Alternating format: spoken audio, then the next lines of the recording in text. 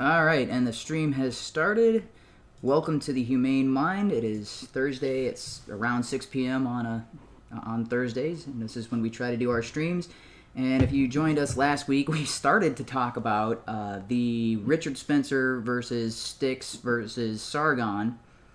Yeah, it's the S versus S versus S. I don't know how that kind of worked out, but need to get some more letters in there. There's not enough diversity of letters in these debates.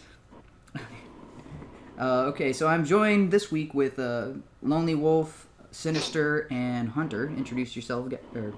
They've been kind of regulars on the streams, but just say hi or whatever, I guess. Hey, y'all. All right. Hello.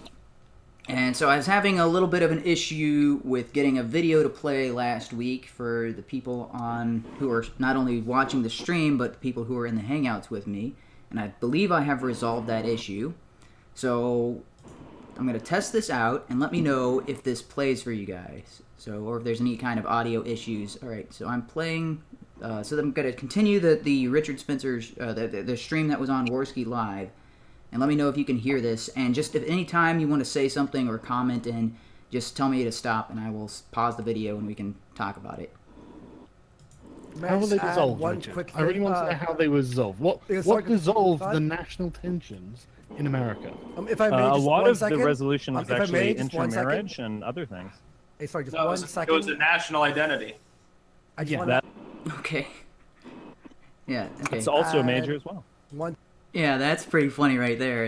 Okay, so Spencer's over here talking about that whites would get along, whatever, and we just need an ethno state and everything will work out. And then I believe what happened right before this, the last thing we were talking about last week, was Sargon was talking about white races didn't get along with each other back then, right? You had the Italians were fighting the French, and the French hated Polacks, and I mean everybody hated everybody, even though they were all white. War with the Bulgarian lands Yeah. and whatnot, you had that type of shtick going on. And so Sargon is asking what resolved that, and then Spencer is saying, oh, well, I mean, when they all came to America, they started interbreeding, and then there was a whole national identity that helped resolve some of those tensions, and it's like, you use that as the reason why whites would get along together in the U.S., and you don't think that other races, if they followed the same practices, that they would have the same kind of outcome. It's like, well, let's see, if the races intermarry and they have a national identity, same issue, right? It should resolve the same issue, right? If whites are fighting each other because there's a separation of family ties and there's a separation of national identities, you could put two races in the same nation and then have them develop those family bonds and have them develop those national ties, and the differences between those races go away. That's actually got some historical precedent. So if you look at... I'm sorry, guys. I just thought there was a guy up in front of me who has a Hillary for prison bumper sticker. Oh, yeah. Awesome. If you look at certain monarchies that developed, especially in the European nations, Middle Ages time period, they would actually marry off their children to other kingdoms in order to tie those two together to make people stop fighting, because without that sort of family tie, they would just keep warring. Yeah, and that's happened countless times between different nations or different sovereignties, just to stop the people fighting. As soon as two people from those monarchies were married, they're now kind of merged together. Now they have to get along. Yeah, I mean, there was who was that? It was the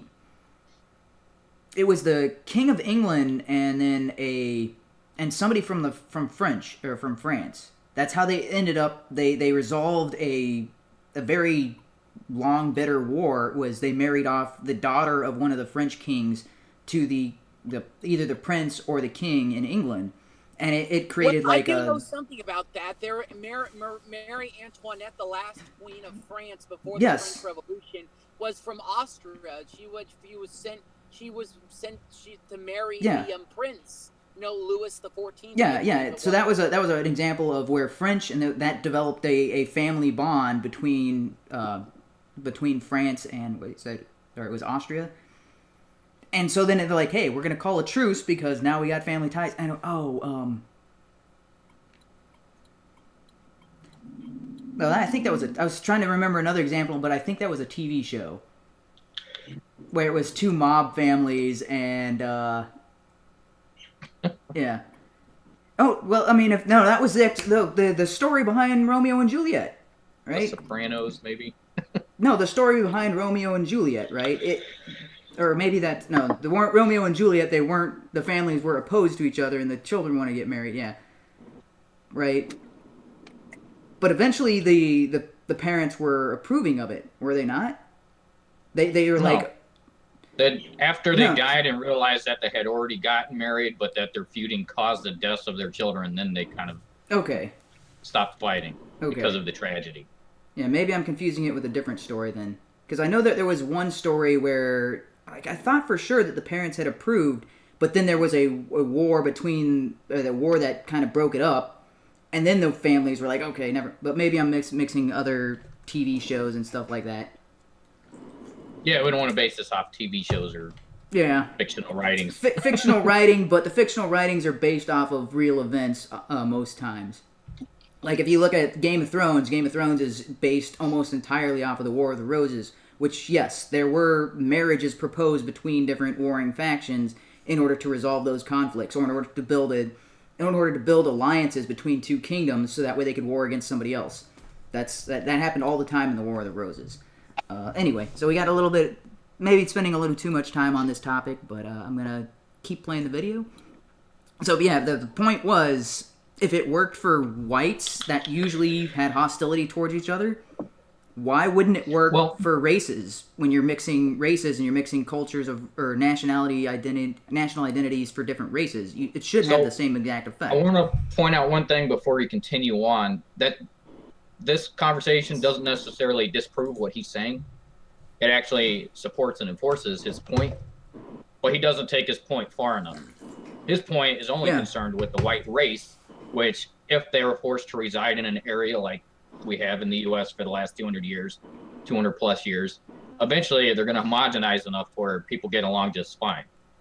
But he wants to stop it there by separating into a completely separate ethno-state, which means that white ethno-state is probably still going to be at war and fighting with everybody else on the planet. Doesn't really resolve anything. No.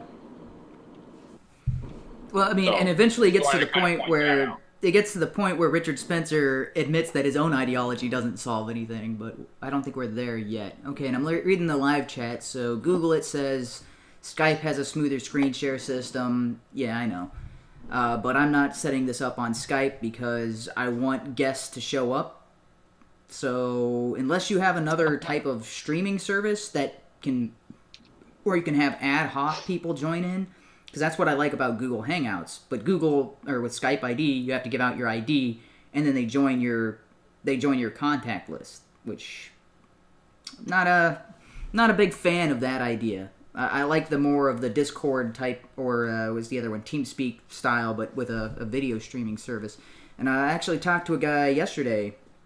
We're talking about my Funfair project, and he was offering, he's developing a system that he was trying to elaborate on me. And apparently there are applications that would give me the same exact functionality as Skype, but you could have 25 people on a phone call, or up to 100 people on a phone call, and it would.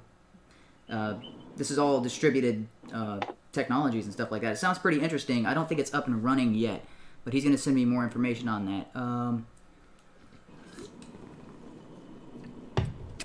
Let's see.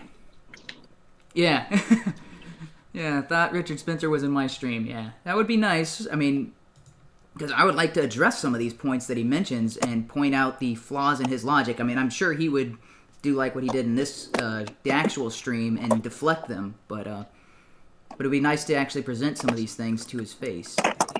It's one thing. I'm a libertarian, but I'm not so much of an individualist because I recognize that individuals can adhere to groups.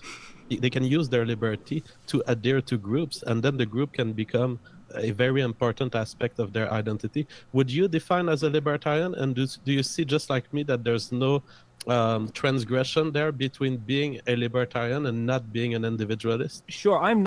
Okay, that I can't let that go on very much longer. That's so. Not a big fan of JF, but I think he did a really good job in moderating this entire conversation. But that was the point where I'm like, oh, dude, JF, what? Seriously? Okay, so while I agree with the premise of what he's saying, right?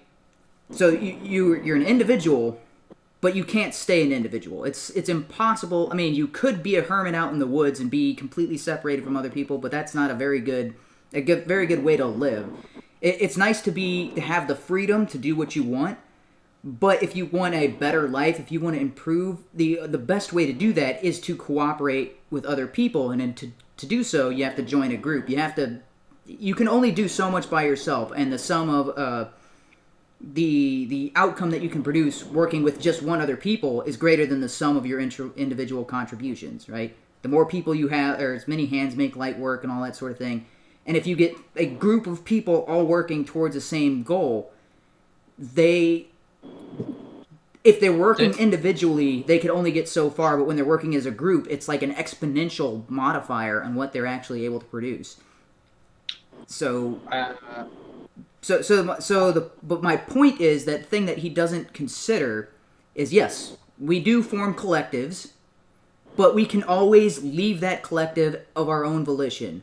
We are not bound to be a part of that collective, which is something that you cannot avoid when you're talking about race or with an ethno-state, right? You can't say, well, I don't want to be a part of your ethno-state, or I don't want to be part of that group, and then just withdraw, because at that point, then you become an enemy to Richard Spencer's ideology.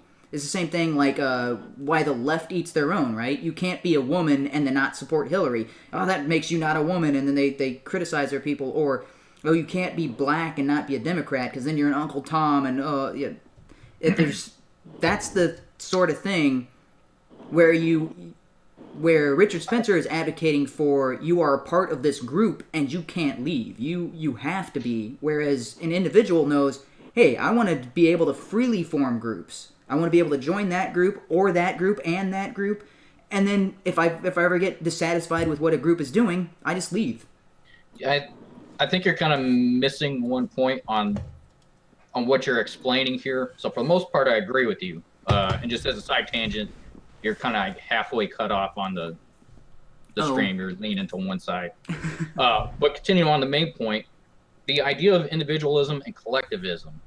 Individualism is obviously you make your own decisions. You decide what you do with your life. You decide if you will abide by this or do this or follow this, or what your aspirations, your dream, what your likes and dislikes are. And most people have that. That's kind of an innate human interaction or human view on your own life. Everyone wants to be their own unique individual. Yes. So individualism says, I determine what I believe, what I can and cannot do, what I should be able to do, what my drives, my aspirations, my dreams are. It's my decision. Yes. And even if somebody else wants to help out or give me pointers or say, hey, that's not a good idea, that is a good idea, I choose whether I listen or not. Collectivism says you take the collective's ideology above your own, even if it conflicts with what your personal feelings are. Mm-hmm. So that's the main difference, where JF he's right, but he's severely incorrect at the same time. Individuals can join a collective. Yeah. Does not necessarily mean they are a collectivist. Yes. Just like Christians can join a church, and if they, for the most part, might agree with the congregation, they might agree with the pastor on a lot of stuff, but if the pastor starts saying, you have to do this, because you're a Christian, don't talk to gay people. Don't associate with them because you're a Christian. If you find out someone's cheating on their wife, disassociate with them, get away from all this evil. And you're like, no, they're still people. They made a mistake, or just because they're gay doesn't mean I can't be their friend. Yeah, I don't and agree that with is that. You have the choice of leaving and finding another church that agrees with more of what you believe in. You don't have to say, well, he's right, I'm a Christian, and even though this gay guy was my friend, pastor said no, he can't be my friend anymore. That's collectivism versus individualism. yeah, and there's You a restrict really good yourself based off of the collective ideology instead of your own. Yeah, and so you brought up religion, which is a really good example because if you look at the Protestant church, right, it broke off from the Catholic Church, right, and the entire point of the Catholic Church is the Catholic Church when this was originally when Martin Luther nailed his thesis to the door, and when they actually started branching off into all these different sects of Christianity, the Catholic Church was like, no, you guys are heretics. You need to come back to the real church. Because the collectivist would be like, what the Catholic Church was saying at the time, is you can't have a differing opinion. You need to rejoin the Catholic Church to be a part of that collective. But these individuals are like, no, we're reading the Bible. We've got our own interpretation of it, and it contradicts what you're telling us. So we're going off and we're forming our own groups. We're still we're still individuals in a collective, but we get to determine what that collective is. But the collectivist mentality is you don't get to determine what the collective is. The collective gets to determine who you are. That's the difference. Okay. Correct. Right, so it doesn't mean else? one can't be part of the other or can't be involved. You don't have to be one or the other. It just means which takes precedence in your overall view of life and your decisions. Do you restrict yourself in order to believe the collective you joined? Or do you leave the collective or decide I'm going to listen to this much of it, but this 10% I disagree with and don't follow and won't do. So if I'm going to join Black Lives Matter, I agree. Black Lives Matter is great, but I'm not going to join a rally and start burning buildings just because they say so. I don't think that's appropriate.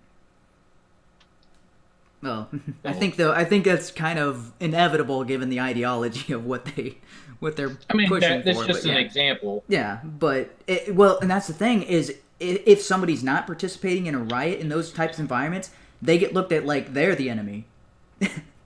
Correct. Like, so then we're starting a riot, you're not joining us? Oh, what, are you going to report us to the cops? All right, get that guy. So if you happen to be more on the individualist side, at that point you would segregate yourselves and say, okay, I like the overall principle and I still believe Black lives or all lives matter, and I'll try and do what I can to prevent unnecessary deaths, but I'm not joining these marches, I'm not joining the rallies, I'm not teaming up with them. I'll do my own thing. So that's kind of where JF's mixing things. He's basically assuming all individuals will eventually become part of a collective and be a collectivist. Yeah, well, That's not true. I think it's funny that he says he's a libertarian, but he's not an individualist. And I'm like, I don't think you can be a libertarian without being an individualist. Yeah. So I think he's thinking about that incorrectly. Does anybody else want to chime in before we play the video? Or because if not, I'm gonna keep going. All right. So nobody's commenting. I'm gonna keep playing. Not a libertarian. I think a lot of libertarian energies in the United States were masked conservatism. So many people who claim to be a libertarian simply wanted to get the welfare state off their back, thought that the welfare state was pro-black or anti-traditional values, and maybe they were right about that. And so they were anti-government more than they were truly libertarian. And their idea was that we would get rid of the state and then these communities would flourish. Wow. Oh, I'm going to have to keep pausing this video way too much because... Yeah, exactly. That's what libertarians wanted. They want the state off of their back so that way everybody can flourish again. And that's what they view the state as the primary one responsible. They look at affirmative action and minimum wage and just overall taxation and all of these welfare programs as detrimental to not only society as a whole, but more importantly, extremely detrimental to the black community. Like that's one of the main things that libertarians were talking about. And like, yes, not only would this be good for everybody, but this would allow the black community to go back to where they were before these policies were implemented, because this is something Thomas Sowell talks about. He talks about, and Larry Elder, both of them talk about this pretty predominantly because that's the core group that they were hoping to help with what they were talking about. Is they were talking about after the repeal of Jim Crow, there was a period of about 20 years where blacks were dominating, right? They're talking about like a higher percentage of children in wedlock, lower percentage of divorce, higher percentage of lower percentage of unemployment. They were just doing well across the board. And then we had these welfare programs sneak in, and over time, we saw the black family start to deteriorate. We saw a return to these conditions that were somehow conditions in the black community were worse during those after that first we're starting around 1970 to 1980. The black community started experiencing worse problems than what they had experienced under Jim Crow. And you're just like, wait a minute. You're telling me black families stayed together more often and had just better overall statistics under Jim Crow than once Jim Crow was repealed, and these other policies were put in place that were supposed to help the black community? They were more devastating to the black community than Jim Crow? And people are like, oh, these policies are great. And it's like, no, this doesn't... What you did is you gave them something that looked like candy, but it was poison candy. And yet they keep demanding this poison candy that's killing them. And you're like, no, we got to get rid of these programs. That'll help you. That'll relieve some of the burden upon the rest of us. And that'll make everybody better off. That's what libertarians want. But he says that, no, that's not what they really want. They just think they want that. And you're like, if that's what we think we want, why would we build or be researching all these facts? Why would there be books written about this? I mean, that takes years of research and lots of economic policy and all these other things all funneled in, gathering these statistics and putting them together to say, hey, these are why these policies need to go away. And he's acting as if we're lying about that. Like, oh, no, they don't really care about the black people. They just want to reduce the power of government. And you're like, we want to reduce the power of government because it's doing things that are detrimental. You can't... Yeah. Was he saying that conservatism was masked as libertarianism or vice versa?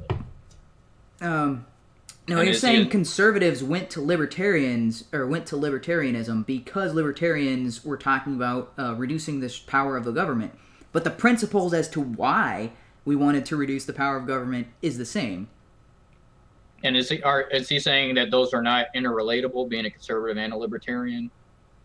No, he's saying that conservatives just want to reduce the power of government to reduce the power of government, which contradicts what he was saying previously in this stream. Which because he was talking about the neoconservatives, right? He was talking about what's the word? Pat Buchanan. Is it not Pat Buchanan? No, who's the guy? Drawing a blank on the name of the politician. But he was talking about people like Ted Cruz and Paul Ryan and those sorts of things. I put Lindsey Graham and Ted Cruz is kind of on the border, but I would still put him as a neoconservative. But he mentions those types of politicians, and he's acting as if they only care about reducing the size of government just because they want to reduce the size of government. And it's like, no, we've always had a reason to want to reduce the size of government. There's always been So I mean, that would make no sense. What is the motivation or the reasoning behind wanting to reduce size of government, period, unless there's an actual cause, unless there's some sort of end goal, or how do I phrase it? Who does something just because? They do it because they're motivated on the outcome. Yeah, he thinks... By reducing the size of government, it's because those people see bloated government as detrimental to society. Yeah, so what he's saying right here is that conservatives, who he was just previously blaming for increasing the size of government, he's saying they were attracted to libertarianism because libertarianism wanted to reduce the size of government. You're like, wait a minute, you're talking about conservatives as if they're all one big group, and you're talking about what we call neoconservatives, so the people who are wanting to increase the power of the government, wanting more controls, more regulations, that want a bigger military complex, right? Those are what he was calling conservatives, which all of those policies increase the size of the government, right? There are factions of Republicans who consider themselves conservatives who want a larger military complex, who want more regulations, more. But there's Mitt Romney, who's supposedly a Republican, and he's pushing for, he was pushing for a federal health care plan, right? He wanted a universal health care system or something like that, like what he had pushed in, what was that? Was it Vermont? No, it wasn't Vermont. What was it? New Hampshire? One of those smaller northern states up there, right? Massachusetts. It was Massachusetts. So it was the Massachusetts, they have a statewide healthcare policy, and that was a Mitt Romney, right? Was it Mitt Romney or was it the other guy? Or was it? Yeah, I believe it was Mitt Romney, right? double check my facts on that. So it was because it was called it was called Romney Care, right? Because when they were talking about Obamacare, they said Obamacare is just an expansion of Romney Care, right? So Romney is another person who was supposedly a conservative, but he's implementing policies that increase the size of government. Now, here's Richard Spencer is saying that conservatives are only interested in these policies because they reduce the size of government. He's acting as if the core focus of conservatives is to reduce the size of government, which is not the case. That is how we achieve our goals.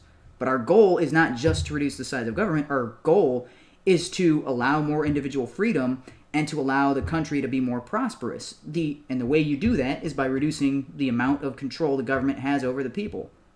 It's a means to an end, not the end itself, and he's acting as if it's the end itself. Yeah. So that's where his view is, and what he was saying right there directly contradicts what he had said earlier when he was talking about, I want to keep saying Buchanan, but it's not Buchanan, it's somebody else with a B.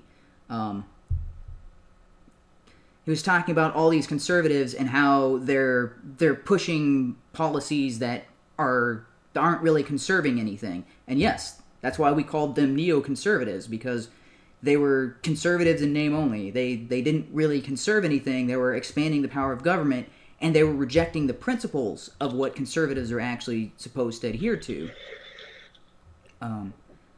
So he can't lump them both in the same group and call them both conservatives as if there is no difference between the two when they have completely different behaviors and completely different motivations. Yep. That's what he's failing to understand here. And he's even attributing a motive that neither of those groups have. So his view on all this is completely askewed. All right, BTK. Oh yeah, I would agree, because I would think main motivation is not necessarily decreasing government; it's protection of yourself and your family. And the bigger the government gets, the more restrictive things are. 30 years ago, if your kid was out of order and you spanked them in public, people thought, yeah, good on you. Nowadays, they'll call DFS on you in a heartbeat. You're in prison, and your kid's taken from you and put in a foster home as if that's any better. Just because the kid wasn't listening. So it's not the reduction of government, it's that the government is wrong and they're interfering in places they should have no business. I will conduct my family the way I see fit. And I want to conserve my family values, my traditional values, my values on human life. All right. So, I agree with you. I think he's askew there. Yeah, it looks like we lost Lonely Wolf. What about you, BTK? Are you there? I think I am. All right. Yeah, I can hear you. Yeah, let me check the live chat. So,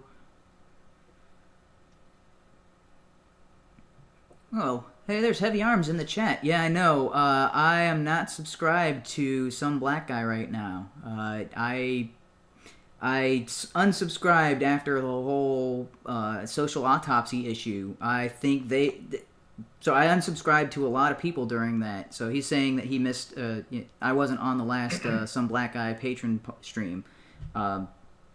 So yeah, I haven't been a patron of him since that whole incident. And it wasn't that I disagreed with him concerning social autopsy, because I think if it had gone to what it was originally intended, then yes, it would be absolutely terrible. And I think those were legitimate criticisms. But what I was seeing from Warski, some black guy, Blair White, and who else was on those streams? Patty Politics was doing videos. Suit Yourself was doing these videos.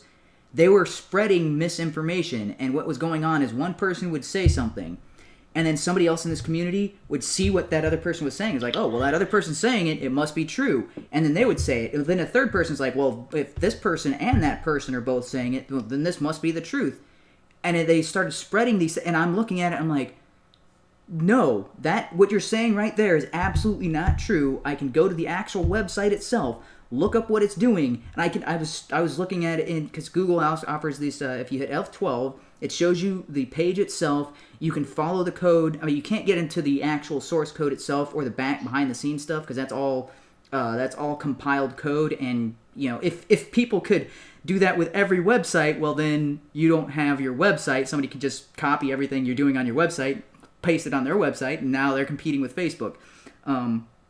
So there's certain things you can't see, but what you can see and what you can track on that website, it was not doing what they were saying it was doing. And that's what I posted to every one of them, and I showed them, hey, what you guys are saying about this website is incorrect. And then after the Candace Owens and Blair White debate on Rubin, when Blair White was talking about how even if it wasn't, she admitted it was not a doxing site, and then proceeded to blame Candace for the outcome of the site. And then that was repeated by Warski, and that was repeated by some black guy, and that was repeated by Blair on a stream after the fact. And I'm like, no. If that is true, then what you guys do every single video would be considered doxing, and you are just as responsible as Candace Owens right now. Because you make videos criticizing Riley Dennis. You make videos criticizing Richard Spencer. You make videos criticizing this person and that person. You show their name, you show their face. Oftentimes, you link to their content. If that is doxing, and if that is something that should be outright banned, then you are all guilty of everything you're condemning Candace Owens for. And I told them all this, and for the most part, I was completely ignored. So, and I'm like, you can't condemn this in one particular instance when you're doing the exact same thing on your channels. It's, I agree that if Social Autopsy had gone to market, yes, it would have been everything they said it was. But as it was, in its development stage, no, you cannot call that doxing. You cannot criticize them for what Kiwi Farms does. Kiwi Farms is an actual doxing site, and this is something I don't understand. Everybody who is criticizing Candace Owens, not one of them mentioned Kiwi Farms as being a huge problem with the community and large. Kiwi Farms is an active doxing site. No one mentions Kiwi Farms, how awful it is, and yet it's used as a source. Like Sargon and V recently used Kiwi Farms when they were talking about Coach Red Pill. And I'm like, dude, that's a freaking doxing site. You are telling people to go to it. You don't condemn that site when that's actually got doxes on it, and that's actually the primary reason people go to that is to release people's information and to find people's information. You aren't condemning that site. You aren't describing how awful that is. You aren't talking about the people on there being terrible people, but you're criticizing Candace Owens and her site when none of that happened on her site. It happened on Kiwi Farms. I have sent messages to all of them. I got nothing back. I think I'm gonna have to put you back on track. Sorry, that's responding to someone in the live chat. So it's on live chat. Huge side tour, I know, but that's that sort of thing where the lack of self-awareness. I'm like, I've got to withdraw my patronage of these guys. So I think I think Derek is a really good guy. I would love to hang out with him in real life. Talk this out and that sort of thing.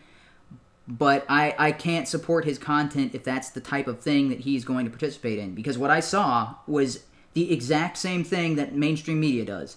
Hey, CNN just reported on this, and now all these other mainstream medias report on the same thing and act as if it's true when the source of it is incorrect. Okay, back to the actual stream with Spencer here. All right, let me know if you guys can hear the videos and all that sort of thing just fine. I know Sinister just said he can hear the video and all that, but okay. So, trying to get back on track here.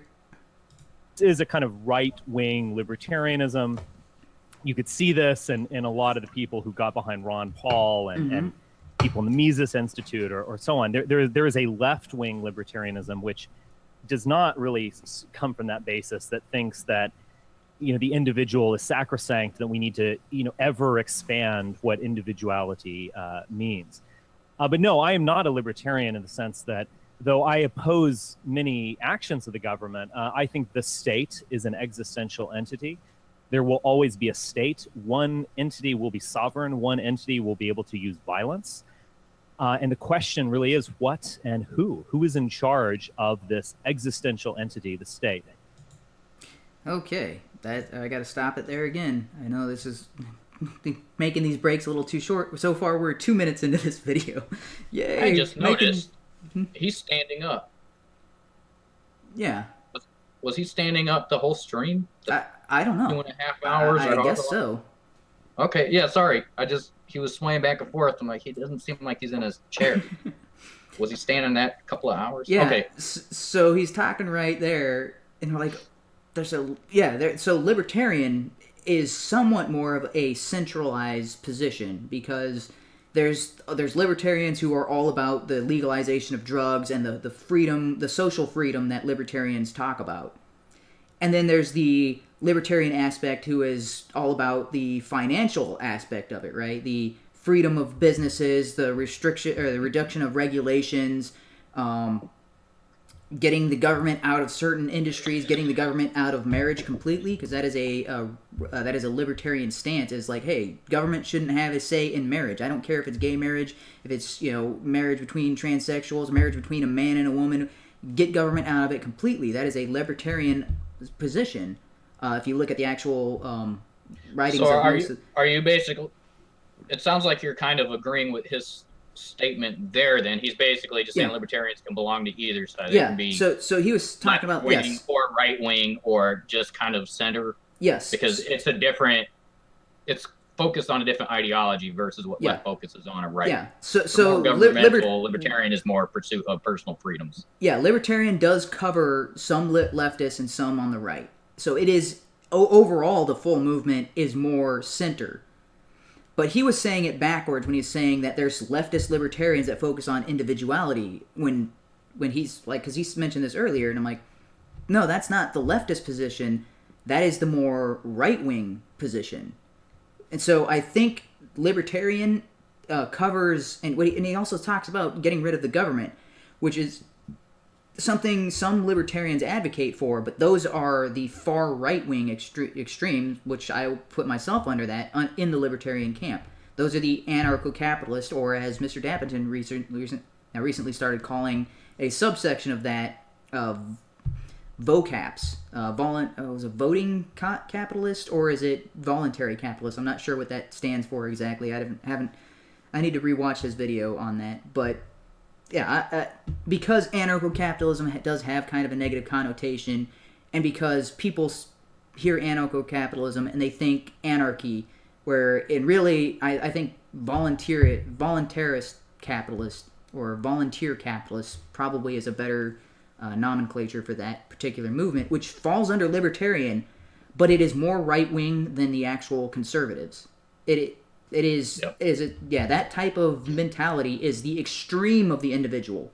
Like, I'm so individualist that I may want to do things that can allow me to hurt myself or hurt my future prospects, but in the name of individual freedom. Like, it might cripple me or it might cripple, development of a country if everybody goes full anarcho-capitalist or voluntary capitalist. That might have detrimental effects. I don't know. I don't think it will, but it's very possible that could actually have adverse effects, but it's in the name of the goal or the priority of putting individual freedom over these other things. Because I think individual freedom, that should be supreme above all else. And the only way to achieve that is if no government has any say over what I do. If no one but me can determine what happens in my life. That is the idea behind a governmentless system, where I get to choose exactly how my life ends, and even if I fail and there's no safety net, I'm willing to take that risk because it's worth it's worth it in my mind. But the minarchist is okay, well, we can't go full-blown that way. We have to have some people, we have to have some form of government, we have to have some institution that has that monopoly on force. But all of that is still within the right wing, where he's saying that's left-wing ideology. And I'm like, no, minarchism has never been a left-wing position. And the only governmentless system that the left advocates for is communism, and I think that's because they don't realize that you can't have communism without a government. They have this weird understanding that you can have a system where everybody has to behave a certain way, and you don't have to enforce that. And you're like, if you have to behave a certain way, something or someone has to enforce that. Whereas under voluntary capitalist, yes, you have to behave a certain way in that you can't go around randomly killing people. It's not going to be it's not going to be Mad Max. Yeah, that's what everybody seems to think of with a voluntary capitalist system. Everyone's just going to go to chaos, and you're going to have these war parties and stuff like that. It's like, there are rules, but the rules are going to be self-imposed and community-imposed, and there is no one centralized authority that imposes those rules. And this is a lot like what we're seeing right now in the software industry. So, I mean, making this other analogy, is right now in computers, the internet started off very decentralized, where everybody's just connecting, and it was all kind of ad hoc, and everybody was doing their own things. Eventually, it became more centralized, and we have, like, main server hubs. And now with Bitcoin and distributed ledgers and peer-to-peer, we're going back to a decentralized internet. And that is the cloud computing is a huge example of this. It's going more decentralized, and it's putting more power in the individual users, so it's more power and more responsibility for the individual users, and everybody has to abide by certain protocols in order to participate in these networks. That's the same kind of mentality behind voluntary capitalism. Is yes, you have more responsibility or you have more power and thus more responsibility, but you have to adhere to certain protocols. Otherwise, you don't get to join the network. You don't get to participate in the system. If you don't adhere to these protocols, we kick you out, or we punish you for not participating. But there is no centralized authority to enforce that sort of thing. With communism, there has to be a centralized authority because every person has to participate. Every person. You can't have one person just like, they want to participate, just kick them out of the group. No, communism doesn't allow for that, because that person can go off and form their own little society. And then you'll have the society of outcasts that forms a group. With voluntary capitalists, sure. We can have a group of outcasts that leaves the system and wants to go do their own thing, and like, hey, you're not playing by our rules, you can't play our game, you can't join our network. Go off and form your own. There's no problem with that under a voluntary capitalist society. There's a huge problem with that under communism. They can't allow dissenters. They can't allow a group to form and threaten the power of the centralized authority or the communist community. Because if people have the option to leave, they will leave as soon as they find out, oh, wait, I could find more success outside. All right, I'm going to leave the system. And people will leave the communist system. They'll go join that outsider group, and eventually the outsider group will be bigger than the communist group, or at least threaten the communist group with an equal power. But with voluntary capitalist, if there are outsiders in the group, there is the freedom of association, in which case they're free to separate as much as they want, or they're free to join other groups, or they're free to move around. And yes, they may not be able to play in this one little network, but that's one network out of millions of networks that they could join. If they don't abide by our rules, they're kicked out of our network, but they can go join someone else's network and play by their rules. That's all right. Yeah, huge tangents. Sorry. Yeah. So I guess long tangent short, his views on leftism, or what's considered left and what's considered right wing, are skewed. He doesn't fully understand when someone says I'm left wing what they are generally advocating for or stand for. Yeah. He's conflating that mixed with, it sounds like, just a slight misunderstanding of liberalism. And I don't think it's a slight misunderstanding. I think it's bigger than that. But yes. Oh, dude. Yeah, okay. I got to stop these huge side tangents. We're 2 minutes in. All right. Yeah. And so I'm not a libertarian in that sense, although, maybe in a basic sense I'm a libertarian. less government or whatever, but not in a crucial and fundamental sense. Yes, as far as the most crucial issues that are being spoken of today, essentially, I would consider myself to be basically a libertarian, which is to say I see the world slightly in the same sense, I think, that Richard Spencer does on one token. And I've spoken of this. And that's that I think everyone at this point, unless they're really part of the totally mind-numbed establishment, they realize that there are problems in the world and that the sort of answers that have been given to us by the so-called conservatives and liberals of maybe the sort of dynastic systems of the last half century, that they don't work. I think, though... Okay, so I'm going to stop him right there. And yes, that is precisely the reason behind the Tea Party movement, is that everything that you guys have offered, everything that you said was going to work, hasn't worked. We need to try something new. You guys are steering us in the wrong direction. Everything that you guys are advocating for has made these problems worse, and yet you're still advocating for them. We need to go back to where we knew things worked, back to policies that we knew didn't have these detrimental effects. And it was the Tea Party movement became the libertarian movement, or a big part of the libertarian movement. Because Ron Paul is probably like the big catalyst on why the libertarian movement kind of exploded over the last few years. And he was a part of the Tea Party movement and the grassroots reformation of what it means to be a conservative. It's because he's like, hey, all of these policies that you're advocating for, they're no better than what what Democrats are providing, and you're getting the same kind of results. We have to get away from those policies. We have to go back to at least what we knew wouldn't cause these problems. So at least we can return to that, was the Tea Party movement. The Libertarian Party is like, okay, we don't want to go back to where we were. We want to actually make progress here. So not only do we have to repeal those laws, we have to replace some of these, or we have to repeal other laws and all these other things, because we need more individual freedom. So they were saying that what the Tea Party was doing was not quite enough, and they're basing it off of the economic works of people like Murray Rothbard, Mises, who's the other one? Hayek, or Hayek? Yeah. I'm trying to think of the other one. I'm drawing a blank, but they were following these economic policies and these basically what so Austrian economics is the stuff that Ron Paul introduced me to, and he was advocating for a lot of the people who followed him.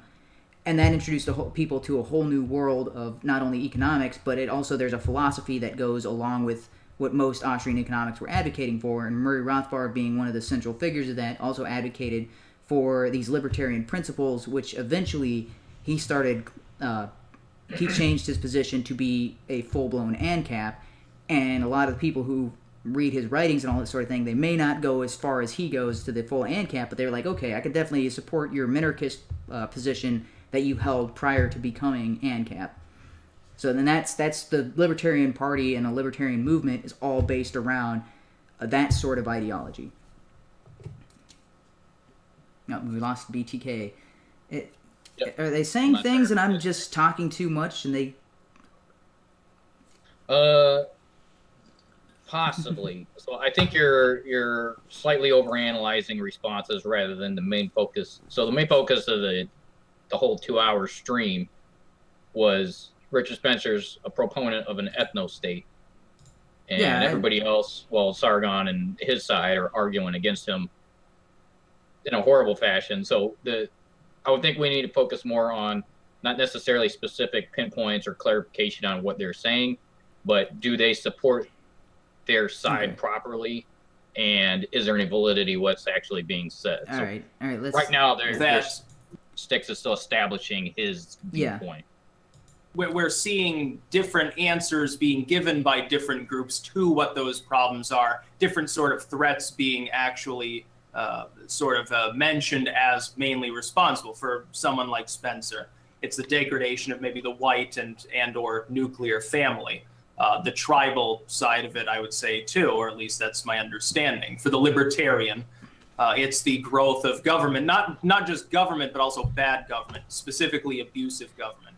The far left, they have their own beliefs, too. They see it as maybe the corporations or specifically the so-called right-wing portion of the government.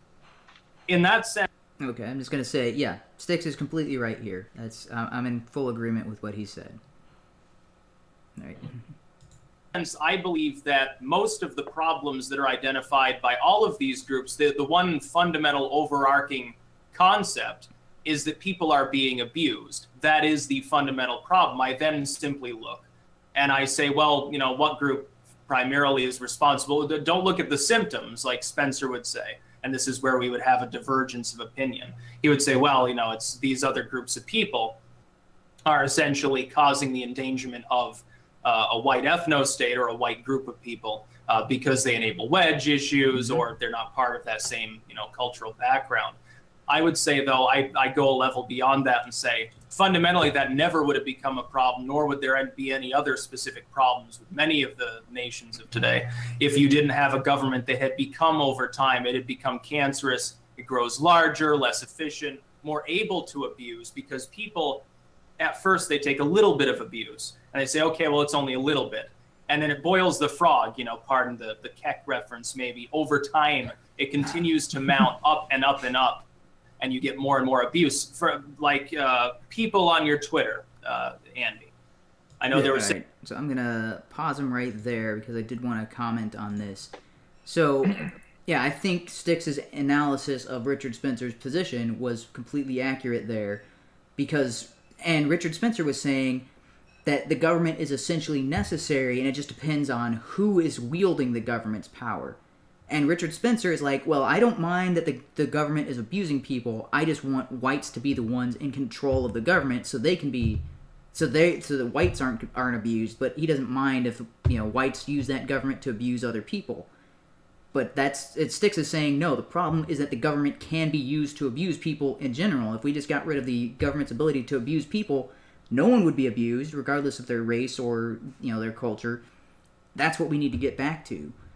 But Richard Spencer is like, well, the government's going to abuse us no matter what. We just got to make sure that we're the ones wielding the government.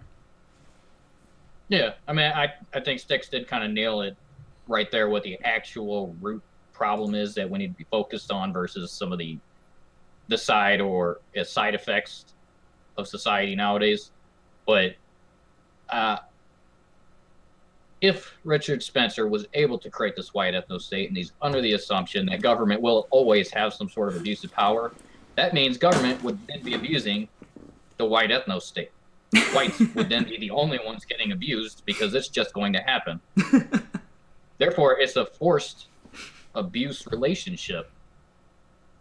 Right now, the only reason that we have any sort of abuse is because of extra government in the way. So if you look at, say, women's suffrage, right? You look at feminism when it first popped up. It was a movement to say women are people just like men are. And if women are able to go out and work, we should be allowed to. And if women are able to hold positions, you know, make contracts, run businesses, and vote, we should be able to do that. We have the intelligence. We grow up, we learn how society works just like men do, so we should have that right. It is government that first restricted that. It is not government that fixed it. Government caused the problem in the first place by saying only white men were allowed to vote. Later, they had to amend it by saying, okay, you know, black people can vote, but they have to have this certain education and own land like this. And eventually, it opened up to women and opened up to everybody that's a citizen. Mm-hmm. It was by removing the government restrictions. So by Richard Spencer advocating for an ethno-state that still has a very strong government telling people what they can and cannot do, it is most certainly leading to an abusive relationship between government and society. What Styx is saying is none of this is a problem until every time government sticks its little fingers in and tries to fix it, it becomes worse. And you mentioned previously in the stream with black communities when they were under opposition, when they were considered segregated and pre-Jim Crow appeal, they were actually getting stronger because they had opposition to boost them.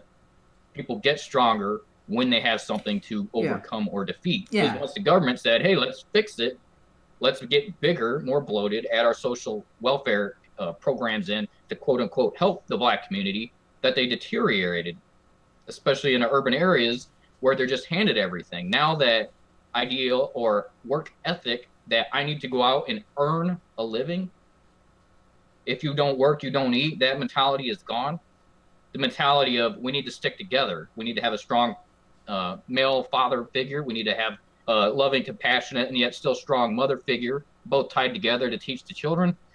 None of that matters because when we split, we actually make more money and get more free stuff. Mm-hmm. So it is, Styx had it correct there. Yeah. It's not the symptoms of these racial divides.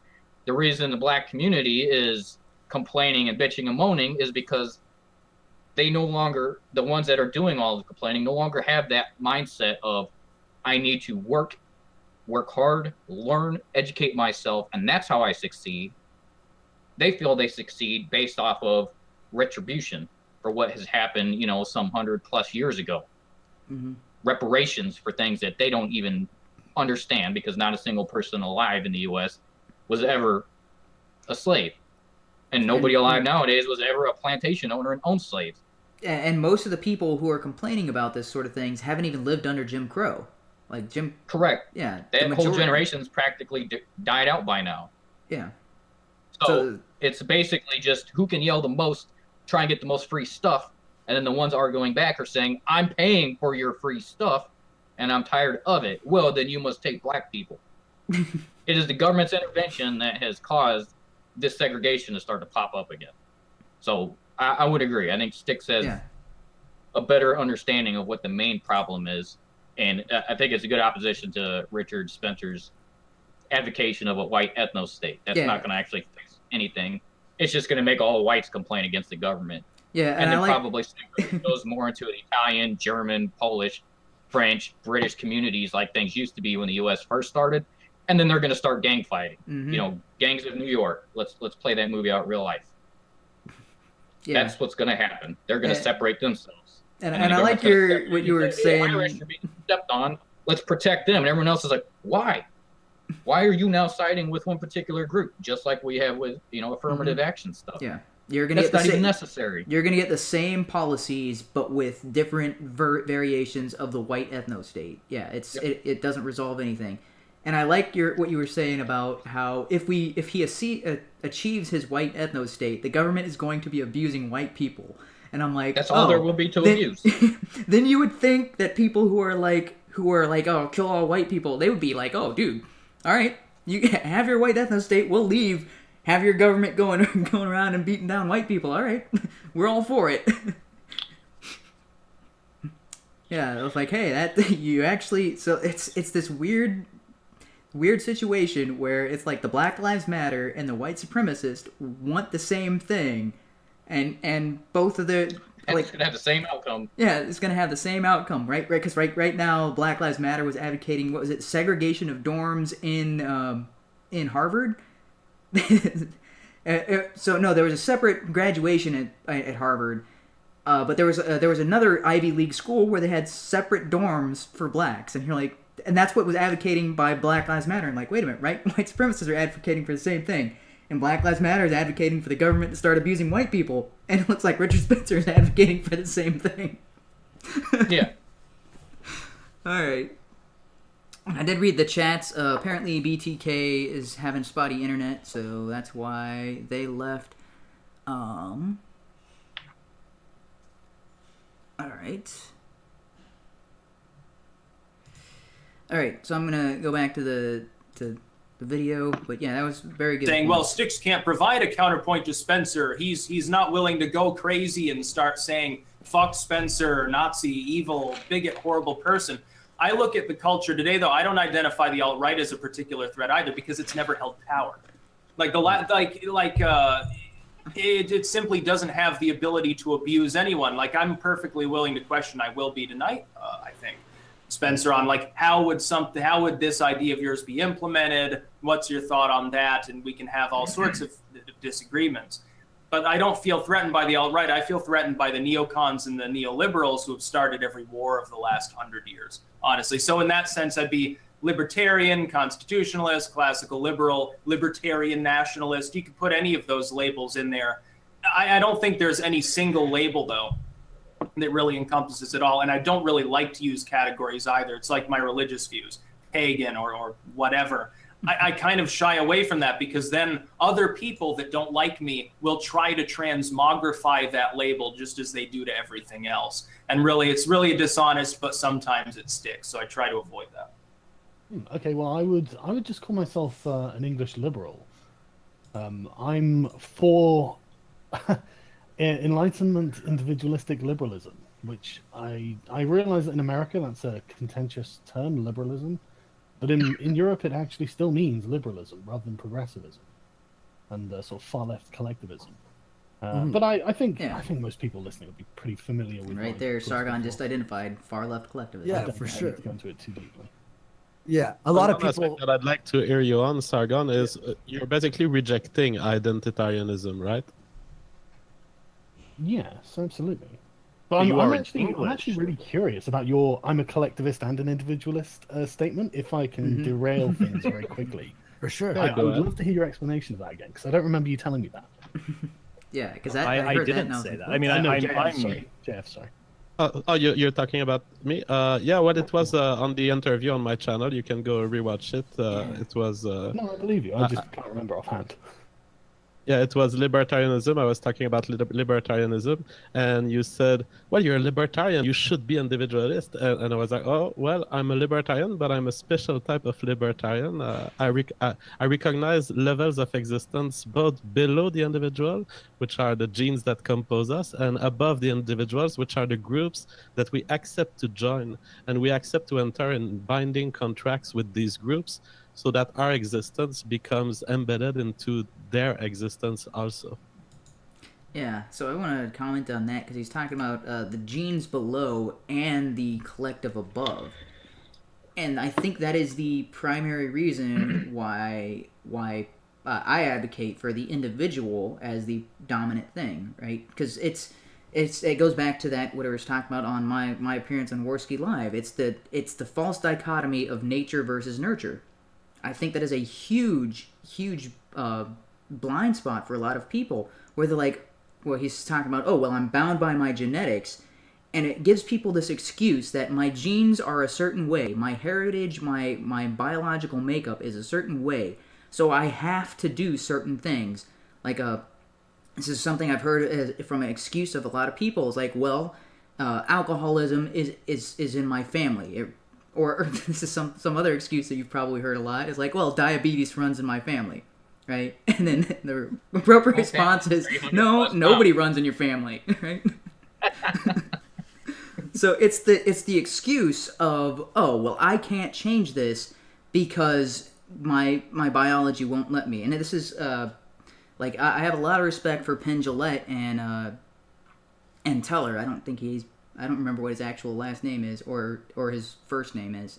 Is Teller the last name? Anyway, but they had a show on Showtime called Bullshit, and they were talking about body size. And Penn Jillette is talking about his body size, and he's like, well, I'm always naturally big, and I'm always going to be this way. But I went and saw him in Vegas, it was just back in November. I saw him in Vegas, and he dropped like 70 pounds, and he's in his 50s, or maybe even his 60s. But he went on a massive diet, and yes, he lost the weight that in an episode of Bullshit, he was saying, oh, well, that's just my natural body tendency. And I'm like, no, you're using that as an excuse to maintain to stay the size that you are. I mean, I agreed with the episode for the most part, but when he's talking about, I'm going to always be like this, I said, no, your genetics do not force you into that. That is particularly your diet and your personal behaviors. And people get into these habits of blaming society or blaming their genetics for their current condition when it is their habits and their choices. And I think JF is falling into that stumbling block where he's saying, oh, well, you've got your genetics that determine part of you, and you've got your culture or your collectivist group that determine, well, that's your collectivist group is the environment that shapes who you are. Both of those have an influence on you, but it is your choice and your personal decision that ultimately determine who you are. Because you can have all of the genetics working against you, you can have society working against you, and you can still you can overcome those obstacles, which is, I mean, those are the types of people we look up to in stories. Those are the types of people we label as our heroes, right? The the people who defy their genetics and defy their society and rise up to become something better, something more extreme. Like the only example I can think of at the moment is kind of like is Gandhi. I don't think he was necessarily defying his physics or his genetics, but he was definitely defying his society at the time. Because his society at the time, he was definitely standing in direct opposition to that, and that's why we recognize Gandhi as oh, he's a really good guy. Because he's got problems. There was all kinds of nobody was perfect, right? He's not the ideal perfect human, but he stood up and overcame his society and actually changed his entire country because of it. Now that's pretty freaking impressive. Had he said, "Oh, but I'm a part of the collective. I can't do anything that they don't tell me to do. I have to adhere to theirs," India would still be under British control. He was part of the main catalyst that freed that country from British control. Everybody's looking to him as a leader, as a figurehead. It's because he was defying his culture. And in other instances, we look at these great heroes like there's this really good speaker. I forget his name. I've got to look it up. But he was born without arms and legs. He's got a little kind of toe nub, but he's just a torso. And he does public speaking. He's a very, very, very good motivational speaker. And he is defying his genetics. His genetics he's refined. He is a torso. He can do very little other than wobble like an egg on a stage and move around. And yet he plays instruments. He's a motivational speaker. He's worth several million or several $100,000, if not $1 million. He's a success by every metric you can think of. And yet you would think his genetics would hold him back, because his genetics gave him a body that isn't complete. And yet he is defying his genetics, and that's why he's a powerful motivational speaker. People look at him like, you should be someone that people take care of, and yet you are living independently. I agree with you on the genetics part. That does not necessarily determine who you are. It determines certain factors you can't change. Yes. The way your face looks, unless you go get some plastic surgery, your height, your eye color, your hair type. Mm-hmm. Is it going to be coarse or fine or blonde or whatever. But even there's some superficial things people can do to change their looks a bit. And it can also determine general intelligence. But we had this discussion a couple of days ago where I don't agree with certain IQ testing or societal intelligence. So is this particular race generally higher in IQ? And currently it may test like that. But there's many factors we can't take into consideration, like we discussed the black cultures and how in Africa and even here in the U.S., they were originally brought over slaves and not educated. It took a long time before they were actually accepted in schools. In fact, that was less than even 100 years ago. After Jim Crow, we got rid of segregation. And then they have the same education potential as the rest of U.S. citizens. But now we still have urban inner city schools where the kids just don't care and don't even show up. So how can we accurately gauge potential IQ versus current IQ? We can't. Yeah. We don't have technology. We don't have the history of information input showing what actual IQ levels are. So we end up with this BS. Hey, whites generally have an higher IQ than most other races. Asians are also supposed to have some of the higher IQ levels.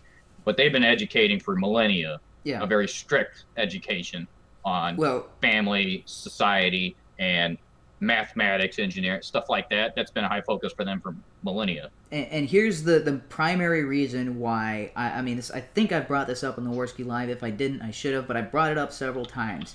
And this is something that the race realists like Richard Spencer don't think about, because they mention this statistic and they don't realize how amazing this statistic is. Sub-Saharan Africans have an average IQ of 70. Blacks in the U.S. have an average IQ of 85. Wait a minute.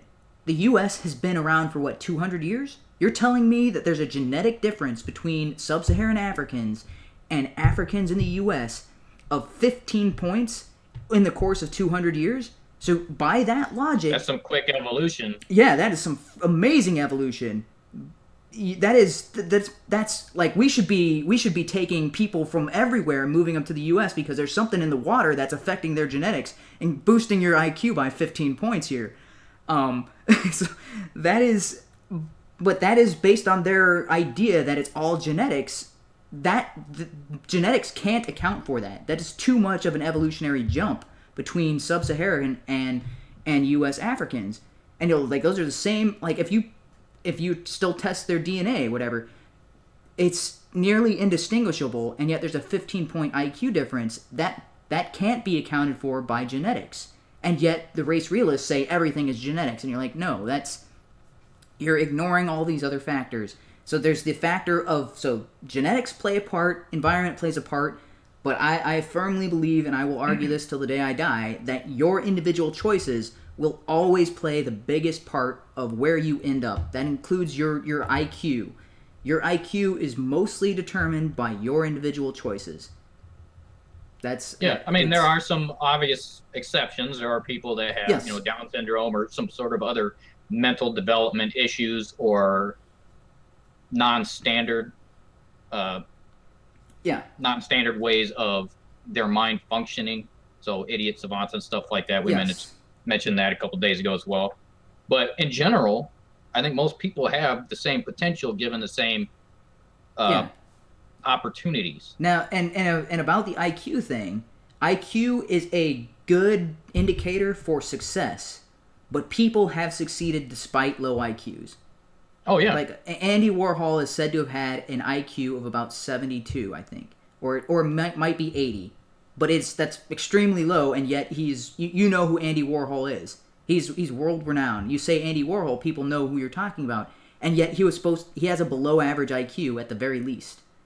So it's not like IQ is the only thing that can determine your success or not. It's a factor, and yes, if you have a high IQ, you're more likely to succeed. But there's people who have high IQs who don't succeed at all. There's people who have low IQs who do succeed. So it's not like the be all end all that the race realists try to make it out to be. All right, so that's 7 minutes. Let's try to get a little further on in this video. But I think that was a good side tangent. But all right. So you believe in group rights? No, I don't believe in group rights. I believe So I'm that not in a binding contract with the group then, because otherwise, if I was in a binding contract with the group would have to have some necessary claim over me. Well, this gets No, you deep. can be in a binding contract that you've consented to. When you enter an organization, this is exactly what you do. When you go ahead, Richard. But it needs to be This entered is so into... autistic. I mean, look, do you pay taxes? I'm just Oh, this curious. is Do such you a bad obey argument. traffic laws? That is the white race, so it's Do actually a bad you, argument, I ask Richard. a very Oh. simple question. Do you pay taxes? Do you obey traffic laws? Yeah, believe it or not, I do. But wait, do you believe in group rights? I mean, this is Okay. That is not a right, you fucking moron. I don't see how any of that is a right. There's a right to pay taxes and a right. You have a right to obey the speed limit. Wait, what? Yeah, that was a horrible counter argument. But That's like... basically, Richard Spencer's point there is you are still abiding by certain collective regulations. Yeah. And the Sargon libertarian... is agreeing, but it's not agreeing that it is due to those group rights that he is agreeing to abide by these regulations. And Sargon's point, it's probably more along the lines of, it's because it's the law, and if I don't, I'm under the pressure of jail, or fines or additional harm to my own being because I don't follow along with current law here. Yeah. So the same argument that Richard Spencer is making right now could be applied to the mob. Oh, well, when the mob comes to your shop and threatens your life and threatens your store, you pay them, right? Well, you believe in the mob rights, apparently. Right? If a mugger comes up to you and points a gun at you and says, "Give me all your money or I'll shoot you," oh, well, you gave the mugger your money. That means you agree that muggers you abide by mugger rights. That's Spencer's argument. We'll take this as kind of an analogy, or the way I would argue this point, and what I think would make a more accurate representation. When you get hired for a job, that company has certain regulations or restrictions, things that you must abide by in order to work here. So on Sargon's point, you consensually agree to this contract. Yes. You are joining in, but this company does have certain mandates that it will maintain, which if you do not abide by, you no longer are employed there. Yeah, a really good example is the military. With the collectivist thinking, it's once you're in the contract, you're there. So what if this group, your job, all of a sudden says, we're changing some of our policy. This is post-contract. They have changed some of their ideology. Do you now have to abide by that? According to collectivists, you do. Yes. If collectivists change their, slightly add something or subtract something from their original ideology or beliefs, you still have to abide by that. You are bound because you are part of that collective. Whereas in employment, if they change something and say, hey, starting today, you know, men have to start wearing skirts or something ludicrous, we're changing our dress code and men now have to dress just like this. You're like, I can't do that. I don't personally believe. You're not part of that collective. You're just abiding by their regulations to stay employed. You can either leave and find another job somewhere else where they don't have those particular restrictions. So you abide by certain restrictions because you have to in order to meet certain outcomes. But it does not mean you are obligated or contracted to stay there. You can choose to leave that particular collective in search of something that meets your ideology or your outlook on life or a better job position in this example. Whereas a collective, you have now joined it, and whatever their ideology is, so on the left, their collective ideology keeps shifting like crazy. Yes. I mean, how feminists joined with Middle Eastern ideology when those are completely opposing ideologies. They treat women like garbage, and they're secondary. I don't even think in their religion women go to heaven. No, they don't. And all the men, if you sacrifice yourself, you get 72 virgins. What about the virgins in heaven? Who are they? Do those women even count as women, or they're just whatever? They're just objects. Well, to be fair, it never says feminism women. combined, and yet the ideology of feminism is, if people want to have that burqa on, you should support it. Yeah, I was because about to it shows the strength of women to be domineered over. I don't even know what's goofy, how those relate. But if you want to be called feminism, you now need to agree with the Islamic or Muslim religion, even if you don't espouse that normally, or you might be a Christian or a Buddhist or something else, or just an atheist. You now have to kind of agree with that if you want to still consider yourself a modern feminism. Yeah, or modern feminist. Goofy. So collective ideas, you have to shift with it, and you're kind of obligated, or you will be banned and kicked out. Yeah. Whereas this voluntary inclusion in a group, you are still an individual deciding, will you abide by these regulations until they kind of conflict with your own lifestyle and values and principles, and then you choose to leave and go find other, pursue something else. So I think that's where Richard Spencer is way off on his argument, not nailing the initial point he that doesn't Sargon was making. doesn't understand rights in general and what a right is. But this is also where JF is off. All right, so let's. JF's thinking on collectivism and his responses. I do want to talk about what rights actually are and a few points on that, but I'm going to keep playing the video because I think this goes on for a little while. Do you? How is that group right? Because you're forced to do that by the state. Did you sign a contract in order to be a citizen of the UK? The United Kingdom, obviously. Why is that funny? Okay, so we want to talk about the nation state. Is that what you want to talk about, or do you want to talk about racial identitarianism? Is the nation state a group or not? Is racial identitarianism something I have no choice over? Why don't you answer the question I asked you? Why don't you answer my question? Well, I ask you a question, you haven't answered it. Okay, obviously, the United Kingdom that has power over you. If you want to come out aggressive, we can do that. But I was just...